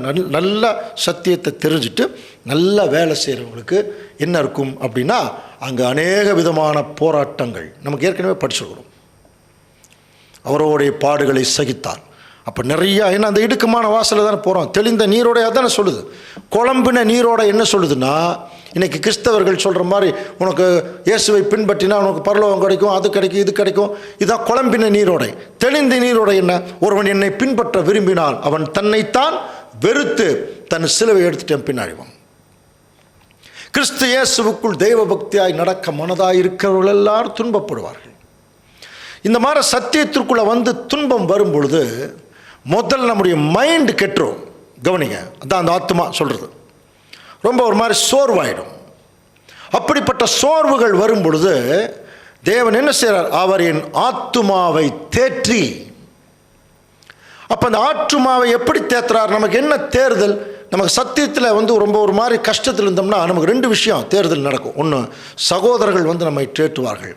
இன்னொன்று, தேவன் நம்மை தேற்றுவார். சகோதரர்கள் தேற்றவங்க ஒரு சிலர் தூற்றுவார்கள், ஒரு சிலர் தேற்றுவார்கள். சில நேரத்தில் அந்த ஒரு துன்பத்தினுடைய தாக்கம் அதிகமாக இருக்கும்போது தூற்றதனுடைய மைண்டு தான் அதிகமாகிட்டு இருக்கும், தேற்றுகளுடைய மைண்டு ஜாஸ்தி வராது.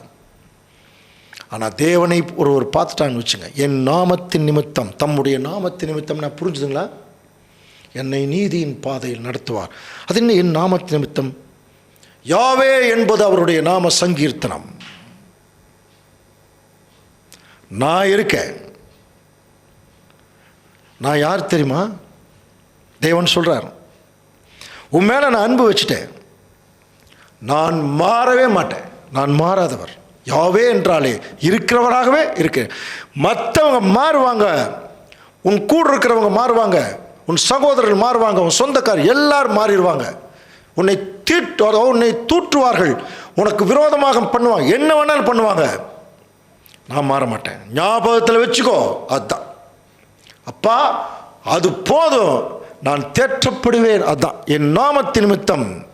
பாருங்க, அவர் என் ஆத்துமாவை தேற்றி தம்முடைய நாமத்தின் நிமித்தம் என்னை நீதியின். அப்போ தொடர்ந்து அப்போ அந்த ஒரு சோர்வுக்குள்ளே நம்ம போகும்போது இந்த ஒரு விசுவாசம் நமக்குள்ளே வந்துருச்சுனாலே தொடர்ந்து தேவன் நம்மளை அடுத்தது அவருடைய வழி. அதுதான் நீதியின் பாதை. கவனிக்கிறோமா? 19ஆம் சங்கீதம் 7ஆம் வசனம் வாசிக்கலாம். கர்த்தருடைய வேதம் குறைவற்றதும் ஆத்துமாவை உயிர்ப்பிக்கிறதுமாய் இருக்கிறது. அப்படின்னா இப்ப தேவனுடைய பிள்ளைகள் எதைத்தான் அதிகமாக கவனிக்கணும்? ஆத்துமா சோர்வுறும் பொழுது அவர்கள் எதைத்தான் பார்க்கணும்? கர்த்தருடைய வேதம். இதை சரியா பிராக்டிஸ் பண்ணவர் யாருன்னா அங்க நம்முடைய தாவீது தான். அது என்ன ஆச்சரியம், பிராக்டிஸ் பண்ணிட்டு நமக்கு பிராக்டிஸ் பண்ணக்கூடிய வசனங்களை அங்க எழுதி வச்சுட்டு போயிட்டார். வாதை உன் கூடாரத்தை அணுகாது, இது அங்க எழுதியாச்சு. ஆனா எழுதுறதுக்கு முன்பாகவே இந்த ஒரு வார்த்தையை விசுவாசிக்கிறவரா அங்க தாவீது இருக்கிறனால இதை நமக்கு எழுதிட்டார். இது நமக்கு எவ்வளவு பெரிய விஷயம் பாருங்க. கர்த்தருடைய வேதம் குறைவற்றதும் ஆத்துமாவை உயிர்ப்பிக்கிறதுமாய் இருக்கிறது, கர்த்தருடைய சாட்சி சத்தியமும் பேதையை ஞானியாக்குறதுமாய் இருக்கிறது. நீதிமொழிகள் புஸ்தகத்தில் படிக்கலாம், 8ஆம் அதிகாரம் 20ஆம் வசனம். என்னை சிநேகிக்கிறவர்கள் மெய்ப்பொருளை சுதந்திரிக்கும்படிக்கும் அவர்களுடைய களஞ்சியங்களை நான் நிரப்பும்படிக்கும் அவர்களை நீதியின் வழியிலும் நியாய பாதைகளிலும் நடத்துகிறேன் சொல்றார் பாருங்க. அதே சமயத்தில் சங்கீதம் 5:8 வாசிக்கலாம். கர்த்தாவே, என் சத்துருக்களின் நிமித்தம் என்னை உம்முடைய நீதியிலே நடத்தி எனக்கு முன்பாக உம்முடைய வழியை செவ்வைப்படுத்தும். பாருங்க, எனக்கு முன்பாக உம்முடைய வழி. அப்போ நீதியின் பாதையிலே நடத்துகிறார் அப்படின்னா என்ன நீதியின் பாதை? அது வேணும் இல்லையா? ரொம்ப சிம்பிளாக நமக்கு தெரியும் அன்புக்குரிய சகோதர சொல்லி. தேவனுடைய அவருக்கு என்ன விருப்பம்? ஆக்சுவலாக அப்பா உங்களுக்கு என்ன விருப்பம்? தேவனே உங்களுக்கு என்ன விருப்பம்? ரொம்ப கிளியராக சொல்லிட்டார். ரோமர் 12:2 நீதியின் பாதை. நீங்கள் இப்பிரபஞ்சத்திற்கு ஒத்த வேஷம் தெரியாமல் தேவனுடைய நன்மையும் பிரியமும் பரிபூர்ணமான சித்தம் இன்னதென்று பகுத்தறிங்க. அப்புறம் அதுக்கு உங்களை மனசை மாற்றிங்க, மறுரூபமாயிடுங்க. சரி, இதனுடைய ப்ராசஸ் எப்படி? அதான் முதல் வசனம்.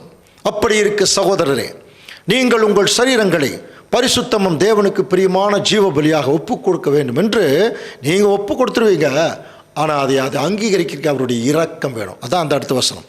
தேவனுடைய இரக்கங்களை முன்னிட்டு உங்களுக்கு வேண்டிக் கொள்கிறேன், இதுவே நீங்கள் செய்யத்தக்க புத்தியுள்ள ஆராதனை. இதுதான் நீதியின் பாதை.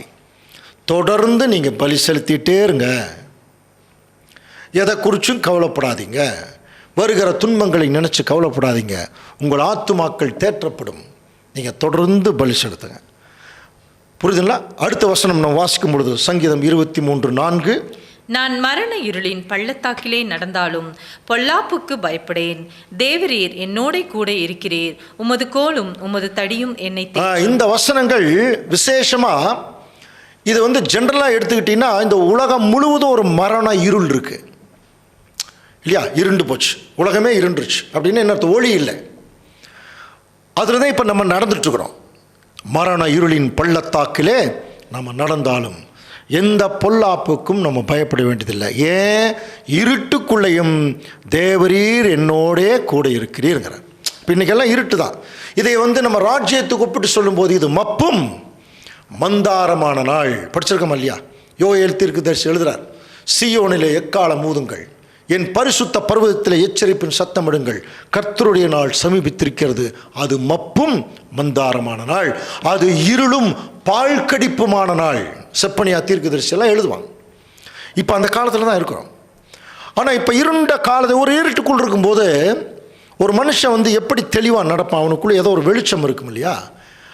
அதனால் நீங்கள் பயப்பட வேண்டாங்கிறார். இதையத்தான் அன்புக்குரிய சகோதர சகோதரி நமக்கு ஏசாயா தீர்க்கதரிசி எழுதுகிறார். எழும்பி பிரகாசி, உன் ஒளி வந்தது, கர்த்தருடைய மகிமை உன்மேல் உதித்தது, இதோ இருள் பூமியையும் காரிருள் ஜனங்களையும் மூடும். இருள்னா புரியுது இல்லையா? அறிவு ஒளி இல்லாத இடம். இருள்ங்கிறது இன்னைக்கு இருக்கக்கூடிய கிறிஸ்தவ மண்டலத்தில் அந்த ஒளியே இல்லை, எல்லாம் இருட்டுக்குள் இருக்கிறாங்க.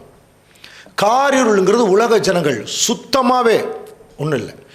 இருட்லையாவது கொஞ்சம் எங்காவது அப்படி நகர்ந்தால் அந்த சின்னதாக ஒரு ஷேடு தெரியும். காரிருளில் ஒன்றுமே தெரியாது.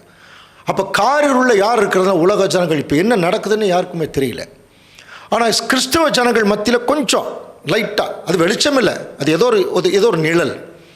இயேசு கிறிஸ்து, ரட்சிப்பு, உயிர்த்தெழுதல், ஜீவன், ஆசீர்வாதம், இந்த மாதிரி ஏதோ சில விஷயங்கள் அப்படியே லைட்டாக ஒரு ஷேடு தெரியுது. ஆனால் வெளிச்சம் இல்லை. ஆனால் பைபிள் என்ன சொல்லுது? ஆனாலும் கர்த்தர் உன்மேல் உதிப்பார். அன்புக்குரிய சகோதர சொல்லே, அப்போது இவ்வளோ பெரிய மரணம் இருக்குள்ளே நம்ம இருந்தால் கூட தேவனுடைய வெளிச்சம் யார் மேலே தான் இருக்குன்னா அவருடைய மந்தை மேலே தான். இது எப்படி புரிஞ்சுக்கலாம்? ஒரு பெரிய வனாந்தரம். அந்த வனாந்தரத்தில் வேறு வழி இல்லாமல் இருட்டுக்குள்ளே ஆடுகள் போயிட்டுருக்கும்போது அந்த மேய்ப்பன் கையில் தான் ஒரு தீவட்டி இருக்கும் இல்லையா? அப்போ அந்த மேய்ப்பன் என்ன செய்கிறார், அந்த தீவட்டியில் வர வெளிச்சத்து நிமித்தம் அந்த ஆடுகளை அவர் வழி நடத்துவார். வேறு யாருக்கிட்டையாவது அது எதுவுமே இருக்காது. அந்த மாதிரி பிதாவாகிய தேவன் தம்முடைய குமாரன் மூலமாக இப்போ நமக்கு சத்திய வெளிச்சத்தை கொடுத்துருக்கார். அந்த வெளிச்சத்தில் நடக்கக்கூடிய ஆடுகள் நம்ம தெளிவாக நடக்கலாம். அதனால தான் அந்த வசனம் என்ன சொல்லுது, சங்கீதம் 91:10 வாசிக்கலாம். ஆகையால் பொல்லாப்பு உனக்கு நேரிடாது, வாதையின் கூடாரத்தை அணுகாது. கவனிங்க, 91ஆம் சங்கீதம் நமக்கு தெரியும் இல்லையா? 91ஆம் சங்கீதம், உன்னதமானவருடைய மறைவில் இருக்கிறவன் சர்வ வல்லவருடைய நிழலிலே தங்குவான். அது திருச்சபைக்காகவே எழுதப்பட்ட சங்கீதம். சரி, திருச்சபைங்கிறது டோட்டலாக 7 சபைகளுக்கு எழுதப்பட்ட சங்கீதமான இல்லை. கடைசி காலத்தில் அதில் 10-11 வசனங்கள் நம்ம ஏற்கனவே படித்த வசனங்கள் தான். உன் பாதம் கல்லில் இடராதபடிக்கு தேவதூதர்கள் ஏந்தி கொண்டு போவார்கள். அப்படின்னா பிதாவாகிய தேவன், கவனிங்க, இப்போ நமக்கு என்ன அஷூரன்ஸ் கொடுக்குறாரு, தம்முடைய குமாரனுடைய பாதம். நம்மெல்லாம் தலையிலிருந்து ஆரம்பிச்சாச்சு சபை, அது முதல் வருகையிலேயே. இப்போ நம்ம எங்கே இருக்கோம், பாத பகுதியில் இருக்கிறோம். இந்த பாத இடராதபடிக்கு தேவதூதர்கள் ஏந்தி கொண்டு போவார்கள். அதனால் பொல்லாப்பு உனக்கு நேரிடாது, வாதை உன் கூடாரத்தை அணுகாது. இது யாருக்காகவே எழுதப்பட்ட சங்கீதம். இப்போ இது கடைசி காலத்தில் வாழக்கூடிய தேவனுடைய பிள்ளைகள். 121ஆம் சங்கீதம் 7ஆம் வசனம் வாசிக்கலாம். கர்த்தர் உன்னை எல்லா தீங்குக்கும் விலக்கி காப்பார், அவர் உன் ஆத்துமாவை காப்பார். பாருங்க, உன்னை எல்லா தீங்குக்கும் விலக்கி காப்பார். அப்படின்னு இந்த பூமியில் நிறைய தீங்கு இருக்கு இல்லையா? இன்னும் பெரிய தீங்கு வரப்போகுதுன்னெல்லாம் நம்ம ஏற்கனவே படிச்சிருக்கிறோம். ஆண்டவர் இதை குறித்து சொல்லும்போது, நான் உலகத்திற்கு ஒளியாக இருக்கிறேன், என்னை பின்பற்றுகிறவன் இருளிலே நடவாமல் ஜீவ ஒளியை அடைந்திருப்பான். ஏன்னா இவர் ஒரு மெய்ப்பர். அப்போ இவர்கிட்ட தான் அந்த வெளிச்சம் இருக்குது. அப்போ இவருடைய கீழே போயிட்டு இருக்கிற மெய்ப்பர், அந்த மந்தை முழுவதும் எப்படி தான் இருக்கும், வெளிச்சமாக தான் இருக்கும். அப்போ அவங்க தெளிவாக நடந்துட்டு இருப்பாங்களாம். அது மட்டும் இல்லை, என்ன ஆச்சரியம்னா, சில நேரங்களில் இந்த ஆடுகள் வெளிச்சத்திலேயே நடந்தால் கூட சில நேரத்தில் இடறி விழறதுக்கு வாய்ப்பு இருக்குது, அடிபடுறதுக்கு வாய்ப்பு இருக்குது, புரியுதுன்னா, கொஞ்சம் தவறி போகிறதுக்கு வாய்ப்பு இருக்குது. இப்படியெல்லாம் போகும்போது தான் நமக்கு ஆறுதலான வசனம் என்ன சொல்லுவார், உமது கோலும் உமது தடியும் என்னை தேற்றும். பாருங்க, உமது கோலும் உமது தடியும் என்னை தேற்றும். இதுக்கு நமக்கு நல்லா தெரியும். இப்போ ஒரு மேய்ப்பன் கையில் ஒரு கோல் வச்சுருப்பார், நார்மலாக தெரியும். ஒரு கோல் ஒரு தடியும் வச்சுருப்பாரா அப்படிங்கிறது கொஞ்சம் யோசனை பண்ணணும். ஆனால் ஒரு சில மேய்ப்பர்கள் ஒரு கோல் ஒரு தடி வச்சுருப்பாங்க. எப்படின்னா, அந்த கோல் எப்படின்னா மந்தையில் அப்படி வெளியே போகும்போது அப்படி தட்டி விடுவாங்க, கரெக்டாக அது நேராக போகிறதுக்கு. இன்னொரு தடியில் பார்த்தீங்கன்னா ஒரு கத்தி மாதிரி ஒன்று, ஒரு அருவாள் மாதிரி ஒன்று இருக்கும், கட்டியிருப்பாங்க.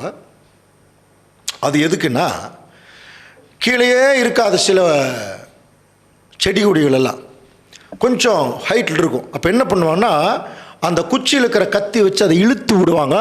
அந்த ஆடுகள் போய் அதை கொஞ்சம் மேலே தூக்கி கடிக்கும், சாப்பிடும். அதற்கும் அந்த குச்சி பயன்படும். சில நேரத்தில் ஒரே குச்சியை வச்சு ரெண்டுமே ஆர்கனைஸ் பண்ணுறது உண்டு. அது அவங்களுடைய வசதி பொறுத்து. ஆனால் இந்த இடத்துல சொல்லும்போது, உமது கோலும் உமது தடியும் என்னை தேற்றும்ங்கிறார். அப்படின்னா திருச்சபையின் பிள்ளைகள் இப்படிப்பட்ட ஒரு பெரிய பெரிய பிரச்சனைகளுக்குள்ளே போகும்போது 2 விஷயந்தான் நம்மளை தேற்றக்கூடியது. அதை நீங்கள் நல்லா புரிஞ்சுங்கிறார். ஒன்று கோல், இன்னொன்று தடியான். அப்போ கோல் ஏதோ ஒரு விஷயத்தை குறிக்குது, தடி ஏதோ ஒரு விஷயத்தை குறிக்குது. கோல் என்பது என்ன அப்படின்னு சொல்லி நம்ம கவனிக்கும்போது, எசேக்கியேல் தீர்க்க தரிசன புஸ்தகம், அந்த வசனம் வரும்போது இன்னும் கொஞ்சம் டீட்டெயிலாக பார்க்கலாம். இப்போ நம்ம ஜென்ரலாக தெரிஞ்சுக்கலாம். எசேக்கியேல் 21:9 வாசிக்கலாம். மனுபுத்திரனே, நீ தீர்க்க தரிசனம் உரைத்து சொல்ல வேண்டியது என்னவென்றால், பட்டயம் கூர்மையாக்கப்பட்டது, அது துலக்கப்பட்டும் இருக்கிறது. மகா சங்காரம் செய்வதற்கு அது கூர்மையாக்கப்பட்டிருக்குது, மின்னத்தக்கதாய் அது துலக்கப்பட்டிருக்கும் இருக்கிறதுன்னு சொல்லிட்டு அது எப்படி முடிக்கிறாருன்னா, அது என் குமாரனுடைய கோல் அப்படின்னார். அன்னைக்கு அவங்களுக்கு கொடுத்த பிரமாணத்தை குறித்து அவர் பேசுகிறார். அதை எப்படி நம்ம புரிஞ்சுக்கலாம்னா, பட்டயம் கூர்மையாக்கப்பட்டது. நமக்கு இப்போ நம்ம எப்படி புரிஞ்சுக்கிறோம் அதைய? இருபுறமும் கருக்குள்ள பட்டயம், தேவனுடைய கற்பனை, இதெல்லாம் ஒரு மனுஷனை ஒரு ஆட்டை வழி தவறி போகும்போது தட்டி விடுற மாதிரி இல்லையா? அப்படின்னா இந்த கோல் என்பது தேவனுடைய வசனங்கள். அந்த வசனங்கள் எப்படி ஒரு மேய்ப்பன் கையில் ஒரு தடி வச்சுட்டு அந்த கோல் மூலம் அந்த மந்தையை ஒரு நேரான பாதையில் வழி நடத்துகிறாரோ, அந்த மாதிரி தேவனுடைய வசனங்கள் நம்ம என்ன செய்யுமா? வழி நடத்தி நம்மை ஆற்றி தேற்றும். இது ஒன்று. இன்னொன்று, ஒரு தடி கூட இருக்குதான், அது நம்ம இன்னும் அதிகமாக தேற்றக்கூடியது. அதுதான் நமக்கு தெரியும். ஏற்கனவே நம்முடைய ஆண்டவர் இயேசு கிறிஸ்து சொன்னார் இல்லையா, நான் போய் உங்களை தேற்றும்படியாக உங்களுக்கு என்ன அனுப்புகிறேன்? ஒரு தமிழில் தேற்றரவாளன், அது நமக்கு தெரியும். அது பரிசுத்த ஆவி. அப்போ 2 விஷயந்தான் தேவனுடைய பிள்ளைகளை தேற்றும். ஒன்று அவருடைய வசனம், இன்னொன்று அவருடைய பரிசுத்த ஆவி.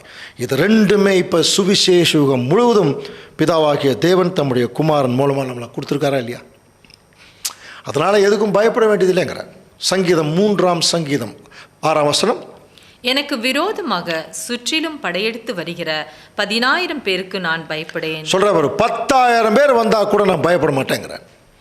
காரணம் என்னன்னா, தேவரீர் என்னோட கூட இருக்கிறீர். அப்போ தேவரீர் என்னோட கூட எப்படி இருக்கிறார்னா, அவருடைய கோல் நம்மகிட்ட இருக்கு, அவருடைய தடியும் நம்ம பக்கத்தில் இருக்கு. வசனங்களின் மூலம், அவருடைய பரிசுத்தாவியின் மூலம் தேவன் நம்மளை பல முறை தேற்றுகிறார். அதிலேயே 94ஆம் சங்கீதம் 19ஆம் வசனம், என் உள்ளத்தில் விசாரங்கள் பெருகுகையில் உம்முடைய ஆறுதல்கள் என் ஆத்துமாவை தேற்றுகிறது. 119ஆம் சங்கீதம் 50ஆம் வசனம், என் சிறுமையில் எனக்கு ஆறுதல், உம்முடைய வாக்கு எனக்கு உயிர்ப்பித்தது சொல்கிறார். அப்போது இந்த சுவிசேஷம் முடிவில் நம்ம வாழ்ந்துட்டு இருக்கும்போது தேவனுடைய வசனங்களும் அவருடைய பரிசுத்தாவையும் நம்மை தேற்றக்கூடிய நிலைமையில தான் நம்ம இருந்துட்டுருக்கிறோம். ஏன் அப்படின்னா, நம்மளை சுற்றில இப்போ யார் இருக்கிறாங்கன்னு பாருங்கள். சங்கீதம் 23:5, என் சத்துருக்களுக்கு முன்பாக நீர் எனக்கு ஒரு பந்தியை ஆயத்தப்படுத்தி என் தலையை எண்ணெயால் அபிஷேகம் பண்ணுகிறீர், என் பாத்திரம் நிரம்பி வழிகிறது. இந்த வசனத்தை 3 அடுக்குகளாக நம்ம பிரிக்கலாம். முதல்ல, என் சத்துருக்களுக்கு முன்பாக அப்படின்னு நமக்கு முன்னாடி ஒரு பெரிய சத்துரு கூட்டமே இருக்கா. இப்போ கவனிங்க, இப்போ நம்மளை சுற்றின சத்துருக்கள் நிறையா இருந்தால் இப்போ நமக்கு இங்கே என்ன நடக்கணும்? போராட்டம் தானே நடக்கணும். ஆனால் தேவனுடைய அரேஞ்ச்மெண்ட் பாருங்கள். சத்துருக்களுக்கு முன்பாக ஒரு பந்தி ஆயத்தை பண்ணி சாப்பிடுங்கிறார். யோசனை பண்ணி பாருங்க, ஒரு வார் ஃபீல்டில் போய் உட்காந்து சாப்பிட்டு இருக்க முடியுமா? வாய்ப்பே கிடையாது. அங்கே போராட்டம், அடி ரகலை, வலிகள், பெரிய பெரிய போராட்டம் தான் நடக்கும். ஆனால் இங்கே என்ன சொல்கிறார்? என் சத்துருக்களுக்கு முன்பாக ஒரு பந்தி ஆயத்தம் பண்ணுங்கிறார். இதுதான் தேவனுடைய பிள்ளைகளுக்கு ஒரு மிகப்பெரிய ஆசீர்வாதம். அப்படின்னு என்ன அர்த்தம்? இஸ்ரேல் ஜனங்களுக்கு கூட அதான் சொன்னார். ஒரு வழியாக வருவாங்க, 7 வழியாக ஓடுவாங்க. எத்தனை பேர் உங்களுக்கு முன்னாடி வந்தால் கூட நீங்கள் பயப்படாதீங்க. யுத்தம் கர்த்தருடையது, நீங்கள் சும்மா இருப்பீர்கள் அப்படின்றார். நிறைய வசனங்கள் படிச்சிருக்கிறோம். அதே தான் அன்புக்குரிய சகோதர சொல்ல. இன்றைக்கி நம்மளை சுற்றிலும் ஏகப்பட்ட சத்துருக்கள். நம்ம அந்த லிஸ்ட்டே நமக்கு தெரியுமே இல்லையா? மாம்சத்தோடும் இரத்தத்தோடும் அல்ல, எபேசியர் 6ஆம் அதிகாரம் 12ஆம் வசனத்தில் படிக்கிறோம். துரைத்தனங்கள், அதிகாரங்கள், இப்பிரபஞ்சத்தின் அந்தகார லோகாதிபதிகள், வான மண்டலங்களில் உள்ள பொல்லாத ஆவிகளின் சேனைகள், கெட்டுப்போன தேவதூதர்கள் இன்னைக்கு அதிகமாக திருச்சபையின் மக்கள் மத்தியில் வேலை செய்கிறாங்க. அதனால தான் சபையில் பிரிவினைகள், கோபம், சண்டை, வைராக்கியம், புறங்கூறுதல், கொன்னே போடுறது ஒருத்தரை, இதெல்லாம் கெட்டுப்போன தேவதூதருடைய இன்ஃப்ளூயன்ஸில் நடக்குது. அதனால தான் நமக்கு இவர்களோட போராட்டம் உண்டுங்கிறார். அப்போ இந்த போராட்டத்தில் நம்ம ஏற்கனவே சில நேரத்தில் மாம்ச போராட்டம், பொருளாதார போராட்டம் இருக்கும்போது இவைகள் எல்லாம் தாண்டி ஒரு மனுஷன் தேவனுடைய பிரியமாக வாழ முடியுமா? முடியும். அதுக்கு தான் சொன்னார். இங்கே வசனத்தை கவனிங்க. தேவனை பார்த்தீங்கன்னா தேவன் தன்னுடைய பரிசுத்தாவை கொடுத்து உங்களை தேத்திருவார். ஆனால் இப்போ நம்மளை சுற்றில் இத்தனை சத்துருக்கள் இருக்காங்க. நீங்கள் போராட வேண்டாம். நீங்கள் என்ன பண்ணுங்கன்னா, ஒரு பந்தியை ஆயத்தப்படுத்தி, புரியுதா, நல்லா ஒரு டேபிள் போட்டு உட்காந்து நல்லா சாப்பிடுங்கிறார் இந்த டைமில். இப்போ பாருங்க, இந்த உலகத்தினுடைய முடிவில் உலகமே ஸ்தம்பிச்சு போய் எங்கே பார்த்தாலும் சிவில் வார், நம்ம ஏற்கனவே சப்ஜெக்ட்லாம் பார்த்தோம் இல்லையா? உள்நாட்டு கலவரங்கள் இப்போ ஈரானில் நடந்துட்டுருக்கு. 2000 பேருக்கு மேலே செத்துட்டாங்க. ஒவ்வொரு நாடுகளையும் இன்னும் கொஞ்ச நாளில் உள்நாட்டு கலவரங்கள் வெடிக்கும். பைபிளில் வசனம் இருக்கு, எல்லா நாடுகளையும். ஸோ அப்போ இருக்கும்போது ஒரு மிகப்பெரிய பிரளயம் இந்த பூமியை தாக்கிட்டு இருக்கும்போது கடைசி கால திருச்செவின் அங்கங்களுக்கு தேவன் சொல்கிற இன்ஸ்ட்ரக்ஷன், நீங்கள் நல்லா சாப்பிடுங்க, ஒரு பந்தி ஆயத்தப்படுத்தி சாப்பிடுங்க. ஏன் அப்படின்னா இதை குறித்து நம்ம ஸ்டார்டிங்லேயே ஒரு சப்ஜெக்ட் எடுத்துருக்குறோம், கடல் வனாந்தரத்தின் பாரம். ஞாபகம் இருக்குங்களா? மறந்துருப்போம் இல்லையா? இதெல்லாம் பேசிக் சப்ஜெக்ட் எடுத்தது. ஒரு தீர்க்க தரிசனத்தை எப்படி புரிஞ்சுக்கிறது அப்படிங்கிறதுக்காக அந்த சப்ஜெக்ட் பார்த்தோம். கடல் வனாந்தரத்தின் பாரம். ஏசாயா 21ஆம் அதிகாரம். சுழல் காற்று தென் திசையிலிருந்து எழும்பி கடந்து வருகிறது போல பயங்கரமான தேசமாகிய வனாந்தரத்திலிருந்து அது கடந்து வருகிறது. இதுக்கெல்லாம் மீனிங் தெரியும் இல்லையா? கடல் என்பது துன்மார்க்கமான ஜனங்கள், துன்மார்க்கரோ கொந்தளிக்கும் கடலை போல் இருக்கிறார்கள், படித்தோம் இல்லையா? வனாந்தரம் என்பது ஒழுங்கின்மை. அப்போது ஒழுங்கின்மையான துன்மார்க்கரின் மேலே வரக்கூடிய பாரம் என்பது தண்டனை. நமக்கு ஏற்கனவே பாரம் படிச்சிருக்கிறோம், தூமாவின் பாரம் எல்லாம் படிச்சிருக்கிறோம். அவங்களுக்கு தேவன் கைவிட்டுருவார். இது எங்கே நடக்குதா? தென் திசையில் ஒரு பெரிய சுழல் காற்று. தெற்கு திசை தெரியும் இல்லையா? வானம், வடக்கு பிதாவாகிய தேவனுடைய சிங்காசனம் தெற்கு. இந்த பூமியில் தான் சுழல் காற்று அடிச்சுட்டு இருக்கிறான். 4 திசையிலிருந்து சுற்றி அடிக்கக்கூடிய காற்றுக்கு பேர் தான் சுழல் காற்று, வைல்டு விண்டுன்னு சொல்லுவார்கள். இப்போ நமக்கு நல்லா தெரியும், உலகமே 4 பேஸில் தான் நிற்குது: அரசியல், பொருளாதாரம், சமுதாயம், மதம். இந்த 4களையும் தவறான காற்று அடித்து இப்போ சுற்றி அடிக்குது. அப்படி சுற்றி அடிக்கும்போது உலகமே இப்போ எப்படி இருக்குன்னா, கொடிய தரிசனம் எனக்கு தெரிவிக்கப்பட்டது, துரோகி துரோகம் பண்ணி பாழாக்குகிறவன் பாழாக்கி கொண்டே இருக்கிறான். கவனிக்கிறீங்களா? துரோகி ஒரு இடத்துல துரோகம் பண்ணுறான்னா இது உலகத்திலையும் பண்ணுறாங்க. பாழாக்குகிறவன் அப்படிங்கிறது நமக்கு தெரிஞ்ச ஒரு வார்த்தை, பாழாக்கும் அருவருப்பு. பெயர் சபைகள், போப்பு மார்க்கம் இன்னும் பாழாக்கிட்டு இருக்கிறாங்க. கவனிக்கிறீங்களா? அப்படின்னா இந்த காலம் எப்படிப்பட்ட காலம்னா, பெயர் சபை இன்னும் அதிகமாக பாருங்க, தவறான போதகத்தை உச்சக்கட்டத்துக்கு போய் தான் கீழே விழுகும். அது ஏற்கனவே விழுந்துருச்சு, அழியக்கூடிய காலம். பாபிலோன் விழுந்தது படிக்கிறோம் இல்லையா? ஆனால் பாழாக்கி கொண்டே இருக்கிறான் இன்னும். புரியுதுங்களா? இது எப்படி? அதுக்கப்புறம் ஒரு வசனம் இருக்குது, அது பின்னாடி நம்ம டீட்டெயிலாக பார்க்கலாம். அப்படியெல்லாம் இந்த பூமியில் இருக்கும்போது, ஆகையால் என் இடுப்பு மகா வேதனையால் நிறைந்திருக்கிறது, பிள்ளை பெறுகிறவர்களின் வேதனைகள் கொத்த வேதனைகள் என்னை பிடித்தது, கேட்டதினால் உழைவு கொண்டு கண்டதினால் கலங்கினேன். இன்னைக்கு அதுதாங்க சூழ்நிலை. உலகம் முழுவதும் ஒரு பிரளயத்துக்குள்ளே போயிட்டு இருக்கும்போது பாருங்க, என் இருதயம் திகைத்தது, திகில் என்னை திடுக்கிட்ட பண்ணிற்று, எனக்கு இன்பம் தந்த இரவுகள் எல்லாம் பயங்கரமாயிற்று. காலையில் எந்திரிச்சோன்னே என்ன நியூஸ் வருமோ அப்படிங்கிற அளவுக்கு தான் இன்றைக்கி உலகம் இருக்குது. இதில் கொஞ்சம் ரிலாக்ஸ்டாக இருக்கிறவங்க திருச்சபையின் அழைக்கப்பட்ட ஜனங்கள் மட்டும்தான். மற்ற யாருமே உலகத்தில் நிம்மதியாக இல்லை. எந்திரிச்சோடனே ஏதாவது பிரச்சனை இருக்கா பார்க்குறாங்க இல்லையா? இப்படிப்பட்ட சூழ்நிலை தான் இன்றைக்கி உலகம் முழுவதும் இருக்கும்போது இப்போ நம்மளை பார்த்து சொல்கிறார் பாருங்கள், பந்தியை ஆயத்தப்படுத்துங்கள், ஜாமக்காரரை வையுங்கள். ஏசாயா 21:5 பாருங்கள், பந்தியை ஆயத்தப்படுத்துங்கள், ஜாமக்காரரை வையுங்கள், புசியுங்கள், குடியுங்கள், பிரபுக்களே நீங்கள் எழுந்து உங்கள் பரிசைகளுக்கு எண்ணெய் பூசுங்கள். இந்த சப்ஜெக்டே ஏற்கனவே பார்த்தோம் இல்லையா? இப்படி உலகமே பிரளயத்துக்குள்ளே போகுது, ஏகப்பட்ட போராட்டம், நமக்கு எதிரிகள் ஜாஸ்தி, நிறைய வேலை நடந்துட்டு இருக்க போது எதை பற்றி கவலைப்படாதீங்க, நீங்கள் சத்தியத்தை மட்டும் பாருங்கன்னு சொல்கிறார். அதைத்தான் சொல்கிறார், பந்தியை ஆயத்தப்படுத்துங்கள். ஜாமக்காரர்னா இப்போ என்ன நடந்துட்டு இருக்குது என்கிற நிலைமையில் சில மூத்த சகோதரர்கள் சொல்கிறத கவனிங்கிறார். அவங்க தான் ஜாமக்காரர், என்ன நடக்குதுன்னு பார்த்து சொல்லுவாங்க. நல்லா புசியுங்கள், குடியுங்கள், பிரபுக்களே உங்கள் பரிசைகள், பரிசுனா கேடகம், கேடகத்துக்கு பரிசுத்தாவிங்கிற எண்ணெய் பூசுங்கிறார். அதுக்கு ஒரு விளக்கம் சொன்ன ஞாபகம் இருக்குங்களா? இன்றைக்கி சாத்தான் அவங்களுடைய டிவைஸ்லாம் திருச்சபையின் பிள்ளைகள் ஆப்போசிட்டில் வந்துலாம் ஜெயிக்க மாட்டான். ஒரு அம்பு விட்டால் விசுவாசம் கேடகம் தானே, முன்னாடி விட்டால் இங்கே இப்படி தடுத்துடலாம். மேக்சிமம் திருச்சபையின் பிள்ளைகளுக்கு எங்கே இருந்தால் தாக்குதல் வரும்னா பின்னாடி தான். அப்போ பின்னாடி வந்து தாக்குறவனை தெரியணும்னா இங்கே என்ன பூசியிருந்தா அந்த ரிசம்பிளன்ஸ் தெரியுமா பின்னாடி வரவனை, இப்படி தடுக்கலாம். அதனால தான் சொல்கிறார், உங்கள் பரிசுகளுக்கு எண்ணெய் பூசுங்க. அப்போது நீங்கள் அதிகமான ஆவியை பெற்றவர்களாக இருந்தால் உங்கள் விசுவாசம் மிகுந்த உறுதியாக இருக்கும். எவ்வளோ பெரிய பிரச்சனை வந்தால் நீங்கள் அதை பற்றி கவலையே பட மாட்டீங்க. நீங்கள் நல்லா சாப்பிடுங்க. கவனிக்கிறீங்களா? இதைத்தான் அந்த என் சத்துருக்களுக்கு முன்பாக ஒரு பந்தியை ஆயத்தம் பண்ணி, இப்போ ஆண்டவர் இயேசு கிறிஸ்து கூட ரொம்ப டீப்பான ஒரு மீனிங்கில் சொல்கிற பாரு. நீதிமொழிகள் 9ஆம் அதிகாரம் 1ஆம் வசனம் வாசிக்கலாம். ஞானம் தன் வீட்டை கட்டி தன் 7 தூண்களையும் சித்திரம் தீர்த்து, அடுத்த வசனம், தன் கொழுத்த ஜந்துக்களை அடித்து திராட்சரசத்தை வார்த்து வைத்து தன் போஜன பந்தியை ஆயத்தப்படுத்தி. இந்த வசனம் ஏற்கனவே வேற ஒரு சப்ஜெக்டில் ஒரு பாடமாக கூட நம்ம பார்த்துருக்கோம். ஞானம் தன் வீட்டை கட்டி, ஞானம்ங்கிறது தெரியும் இல்லையா? ஆண்டவர் இயேசு கிறிஸ்துவுக்கு ஞானம்னு ஒரு பேர் இருக்கு. அவர் தன்னுடைய வீடு, அதான் சபை, அதன் 7 தூண்களையும் சித்திரம் தீர்த்துங்கிறார். ஸோ இதுக்கு 2 மீனிங் கொடுக்குறாங்க நம்முடைய மூத்த சகோதரர்கள். ஒரு குரூப் என்ன சொல்கிறாங்கன்னா 7 தூண்கள்ங்கிறது 7 சபை. அந்த 7 சபைகளையும் டிசைன் பண்ணுறாராம் தேவன் ஆண்டவர் இயேசு கிறிஸ்துவின் மூலமாக.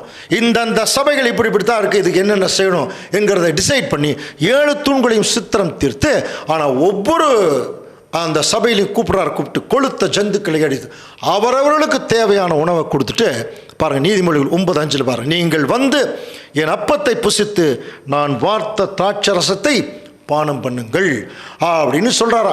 அப்போ ஆண்டவர் இயேசு கிறிஸ்து அவருடைய டோட்டல் சபைக்கு அழைக்கக்கூடிய விடுப்பு அதுதான். விசேஷமாக இப்போ கடைசி காலத்தில் இப்போ நம்மளும் அதே தான் செய்ய போகிறோம். இன்னும் சொல்ல கொஞ்சம் நாளில் இதை நம்ம ஒரு ஆவிக்குரிய அர்த்தத்திலேயே செய்ய போகிறோம். அந்த அப்பத்தையும் திராட்சரசத்தையும் பானம் பண்ண போகிறோம். ஸோ இது எதற்கு அடையாளமாக இருக்குன்னா, ஆண்டவர் இயேசு கிறிஸ்து அவருடைய திருச்சபையை முழு பராமரிப்பில் இதை முதல் வருகையில் வரும்போதே சொன்னார். யோவான் 2ஆம் அதிகாரம் 19ஆம் வசனம். இயேசு அவர்களுக்கு பிரதியுத்தரமாக, இந்த ஆலயத்தை இடித்து போடுங்கள், 3 நாளைக்குள்ளே இதை எழுப்புவேன். இந்த ஆலயத்தை இடிச்சிருங்க, 3 நாளைக்குள்ளே எழுப்புவேன். அவங்க சொன்னா இது கட்டுறக்கே 46 வருஷம் ஆச்சு, எப்படி நீ இடிப்பீங்க? அவர் என்ன சொன்னார் படிச்சிருக்கிறோம். யோவான் 2ஆம் அதிகாரம் 21ஆம் வசனம். அவரோ தம்முடைய சரீரமாகிய ஆலயத்தை குறித்து அவர் எதை குறித்து பேசுறாருன்னா தம்முடைய சரீரமாகிய ஆலயம். கவனிங்க, இப்போ நம்ம ஏறக்குரிய இந்த சுவிசேஷத்துடைய முடிவில் என்ன நடக்குங்கிறத இப்போ 23ஆம் சங்கீதம் அப்படியே டைரக்ட் பண்ணுது. கடைசியாக நம்ம படிக்கும்போது, என் சத்துருக்களுக்கு முன்பாக ஒரு பந்தியை ஆயத்தப்படுத்தி, இப்போ சத்திய பந்தியில் நம்ம நல்லா சாப்பிட்ருக்கோம். அதே சமயத்தில் அவரோட ஆளுகை செய்யறதுக்கு ஒரு வாய்ப்பை பெற்ற திருச்சபையின் பிள்ளைகள் இந்த பூமியில் வருஷத்துக்கு ஒரு முறை தங்களுடைய பாவ மன்னிப்பை பெற்று மேலும் பரிசுத்தமாகிறதுக்குரிய ஒரு ஆயத்தத்தை தான் வருஷத்துக்கு ஒரு முறை ஆண்டவர் இயேசு கிறிஸ்துடைய மரணத்தின் நினைவு கூறுதலின் நாளாக கொடுத்து என் அப்பத்தையும் திராட்சரசத்தையும் சாப்பிடுங்கிறார். ஸோ இதெல்லாம் சாப்பிட்டு முடித்தவர்கள் கடைசியில் என்ன கண்டிஷனுக்கு போவானா, என் தலையில் எண்ணெயால் அபிஷேகம் பண்ணுகிறீர். கவனிக்கிறீங்களா? அப்படின்னா இந்த கடைசி காலத்தில் யாரெல்லாம் ஜெயிக்கிறார்களோ அவர்களை அவர் என்ன செய்ய போகிறார்னா எண்ணெயால் அபிஷேகம் பண்ணுவார். அப்படின்னா புரியுதுல, யார் அபிஷேகம் பண்ணுவாங்க? 2 பேர்த்த அபிஷேகம் பண்ணுவாங்க. ஒன்று பிரதான ஆசாரியன், இன்னொன்று ராஜாக்கள். இல்லையா? இப்போல்லாம் நம்ம ஆசாரியர்களாக இருந்தோம். யாரெல்லாம் ஜெயிக்கிறார்களோ அவரை ராஜாவாக அபிஷேகம் பண்ணார். இயேசு கிறிஸ்து அதுக்கு நிழலாக தான் அவர் முதல் வருகையிலேயே ஞானஸ்தானம் எடுத்துன பரிசுத்தாவியை ஒரு அபிஷேகம் பண்ணார். ஆனால் இப்போது அந்த தலையில் அபிஷேகம் பண்ணது இப்போ கால் வரைக்கும் வந்தாச்சு. இப்போ யோசனை பண்ணி பாருங்க, ஒரு தலையில் ஒரு எண்ணெய் ஊற்றுனா அது அப்படியே எது வரைக்கும் வரும்? அது கால் வரைக்கும் வரும் இல்லையா? அந்த மாதிரி பாத அங்கங்களுடைய தலையில் இப்போது அபிஷேகம் பண்ணக்கூடிய காலம். ஏன் அப்படின்னா, ஏற்கனவே நம்ம படிச்சிருக்கிறோம், க்ளோரிஃபைட் சர்ச்சு ஆண்டவர் இயேசு கிறிஸ்து 2ஆம் வருகையில் பிரசன்னமானதுக்கு பிறகு இன்னைக்கு வரைக்கும் நிறைய தேவனுடைய திருச்சபையின் பிள்ளைகள் அவரோட என்ன ஆயிட்டாங்க, போயாச்சு, உயிர்த்தெழுந்த பரிசுத்தவான்கள். இன்னும் பாக்கி யாருன்னா கொஞ்சம் பேர்த்துடைய தலையில் என்ன செய்யணும், இப்போ அபிஷேகம் வரணும், ராஜாக்களாக ஆகணும். புரியுதுங்களா? அப்படி ராஜாக்களாக ஆகணும்னா அதுக்கு முக்கியமான ஒரு விஷயம் அங்கே நடக்கணும். அன்புக்குரிய சகோதரர் சொல்ல என்ன தெரியுமா? அதை தாங்க லாஸ்டா என் பாத்திரம் நிரம்பி வழிகிறதுன்னு முடிக்கிறார். புரியுதுங்களா? அப்படின்னா என் பாத்திரம், மை கேரக்டர். அப்போ மொத்தமாக எண்ணெயால் அபிஷேகம் பண்ணும் ராஜாக்கள் ஆகணும்னா இந்த பாத்திரம் என்ன ஆகணும், இப்போ நிரம்பணும். புரியுதுங்களா? என்ன பாத்திரம்? ஆண்டவர் இயேசு கிறிஸ்து கெத்செமனே தோட்டத்தில் அந்த பேதுரு மல்கூசுடைய காதை வெட்டும்போது அதை எடுத்து ஒட்ட வச்சு அவர் சொன்ன வார்த்தையை கவனிங்க. யோவான் 18ஆம் அதிகாரம் 11ஆம் வசனம். அப்பொழுது இயேசு பேதுருவை நோக்கி, உன் பட்டயத்தை உரையிலே போடு. பிதா எனக்கு கொடுத்த பாத்திரத்தில் நான் பானம் பண்ணாதிருப்பேனோ என்றார். பிதா எனக்கு கொடுத்த பாத்திரத்தில் நான் பானம் பண்ணாதிருப்பேனோ. இந்த பாத்திரம்னா புரியுது, கேரக்டர். கொஞ்சம் கவனிங்க, நிரம்பிருச்சா? ஆமாங்க. இப்போ நம்ம எந்த காலத்தில் இருக்கிறோம் தெரியுமா? அந்த பாத்திரம் நிரம்பி வழியக்கூடிய காலம். அப்படின்னா புரியுதா? 1,44,000 பேருடைய அந்த பாத்திரங்கள் செலக்ட் ஆகக்கூடிய காலத்தில் இருக்கிறோம். ஒரு முறை இயேசு கிறிஸ்துடைய சித்தி அந்த அம்மா வந்து கேட்டாங்க, என் பையனை வலது பக்கமும் இடது பக்கமும் வச்சுங்க அப்படின்னு சொல்லும்போது, என்னுடைய வலது பக்கமும் இடது பக்கமும் வச்சுக்கிறது என்னுடைய வேலையில் எங்கள் அப்பாவுடைய வேலை சொல்லிட்டு, நான் குடிக்கும் பாத்திரத்தில் உங்களால் பானம் பண்ண முடியுமா? நான் பெரும் ஸ்நானத்தை உங்களால் பெற முடியுமான்னு கேட்டார். அவங்க சரியான பதில் இல்லை, ஆனால் அவரே பதில் சொல்லிட்டார். மார்க் 10:39 அதற்கு அவர்கள் கூடும் என்றார்கள். இயேசு அவர்களை நோக்கி, நான் குடிக்கும் பாத்திரத்தில் நீங்கள் குடிப்பீர்கள், நான் பெரும் ஸ்நானத்தை நீங்கள் பெறுவீர்கள். நான் குடிக்கும் பாத்திரத்தில், அந்த பாத்திரம்ங்கிறது வேற ஒன்றும் இல்லை, இயேசு கிறிஸ்துவாக மாறுவது, திருச்சபையாக மாறுவது, 1,44,000 எண்ணிக்கை நிறைவடைவது. அதைத்தான் சொல்றார், இந்த பாத்திரம் என்ன ஆகணும்? நிறையணும். அப்ப அந்த பாத்திரம் நிறையும் போது மொத்தமாக தலையில் எண்ணெய் அபிஷேகம் பண்ணப்பட்டு ராஜாக்களாக தேவனுடைய திருச்சபையின் பிள்ளைகள் கிறிஸ்துவோட உயர்ந்து போயிடுவாங்க.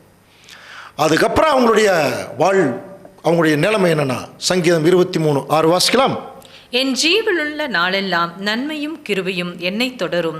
நான் கர்த்தருடைய வீட்டிலே நீடித்த நாட்களாய் நிலைத்திருப்பேன். இந்த வசனம் கூட நம்ம ரெண்டா பிரிக்கலாம். ஜீவனுள்ள நாள் அப்படிங்கிறது உயிரோடு இருக்கிற நாள். இப்போ நம்ம உயிரோடு இருக்கிற நாள் எல்லாமே இப்படிப்பட்ட ஆசீர்வாதங்களை பெற்ற தேவனுடைய பிள்ளைகளுக்கு நல்லா கவனிச்சுங்க. எப்போதுமே இந்த திருச்சபையின் பிள்ளைகளுக்கு ஜீவன் உயிரோடு இருக்கிற வரைக்கும் நன்மையும் கிருபையும் தாங்க தொடரும். பின்னாடி நிறைய தொடர்ந்து வந்தாலும், அவமானங்கள், கஷ்டங்கள், பிரச்சனை என்ன வந்தாலும் சரி, அவர்களை தொடர்ந்து இதுதான் இருக்கும்னா நன்மையும் கிருபையும் தான் தொடர்ந்துட்டே இருக்குமா. இதை குறித்து 32 சங்கீதம் 10 வாசிக்கலாம் பாருங்க. துன்மார்க்கனுக்கு அநேக வேதனைகள் உண்டு, கர்த்தரை நம்பி இருக்கிறவனையோ கிருபை சூழ்ந்து கொள்ளும். இதுதான் நமக்கு க்ளூ. அப்போ தேவனையே நம்பி இருக்கிறவர்களுக்கு எப்பொழுதுமே அவருடைய சார்பில் இருக்கிற நன்மையும் கிருபையும் தொடர்ந்து வந்துட்டு இருக்கும். அதை முடிக்கும் போது, நான் கர்த்தருடைய வீட்டிலே நீடித்த நாட்களாய் நிலைத்திருப்பேன். அப்படின்னா கர்த்தருடைய வீடு இந்த பூமியா? இந்த பூமியில் இருக்கிற வரைக்கும் நமக்கு நன்மையும் கிருபையும் இருக்கு. ஆனால் கர்த்தருடைய வீடுங்கிறது நமக்கு நல்லா தெரியும்.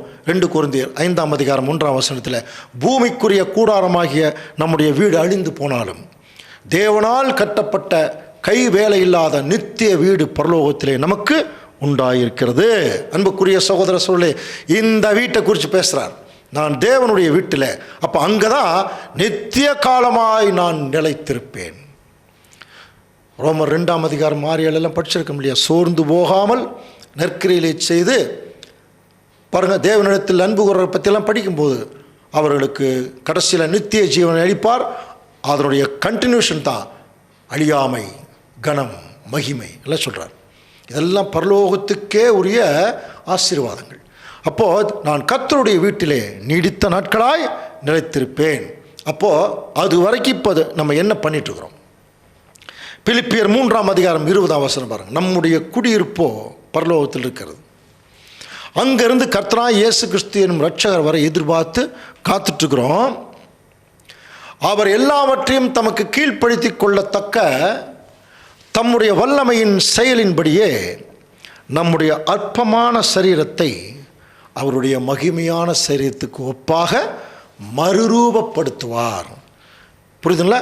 இந்த சங்கீதத்துடைய கடைசி பகுதி என்ன இருக்குன்னா, நான் கர்த்தருடைய வீட்டிலே நீடித்த நாட்களாக நான் நிலைத்திருக்க வேணும்னா என்னுடைய அற்பமான சரீரம் மகிமையான சரீரமாக மாறணும்.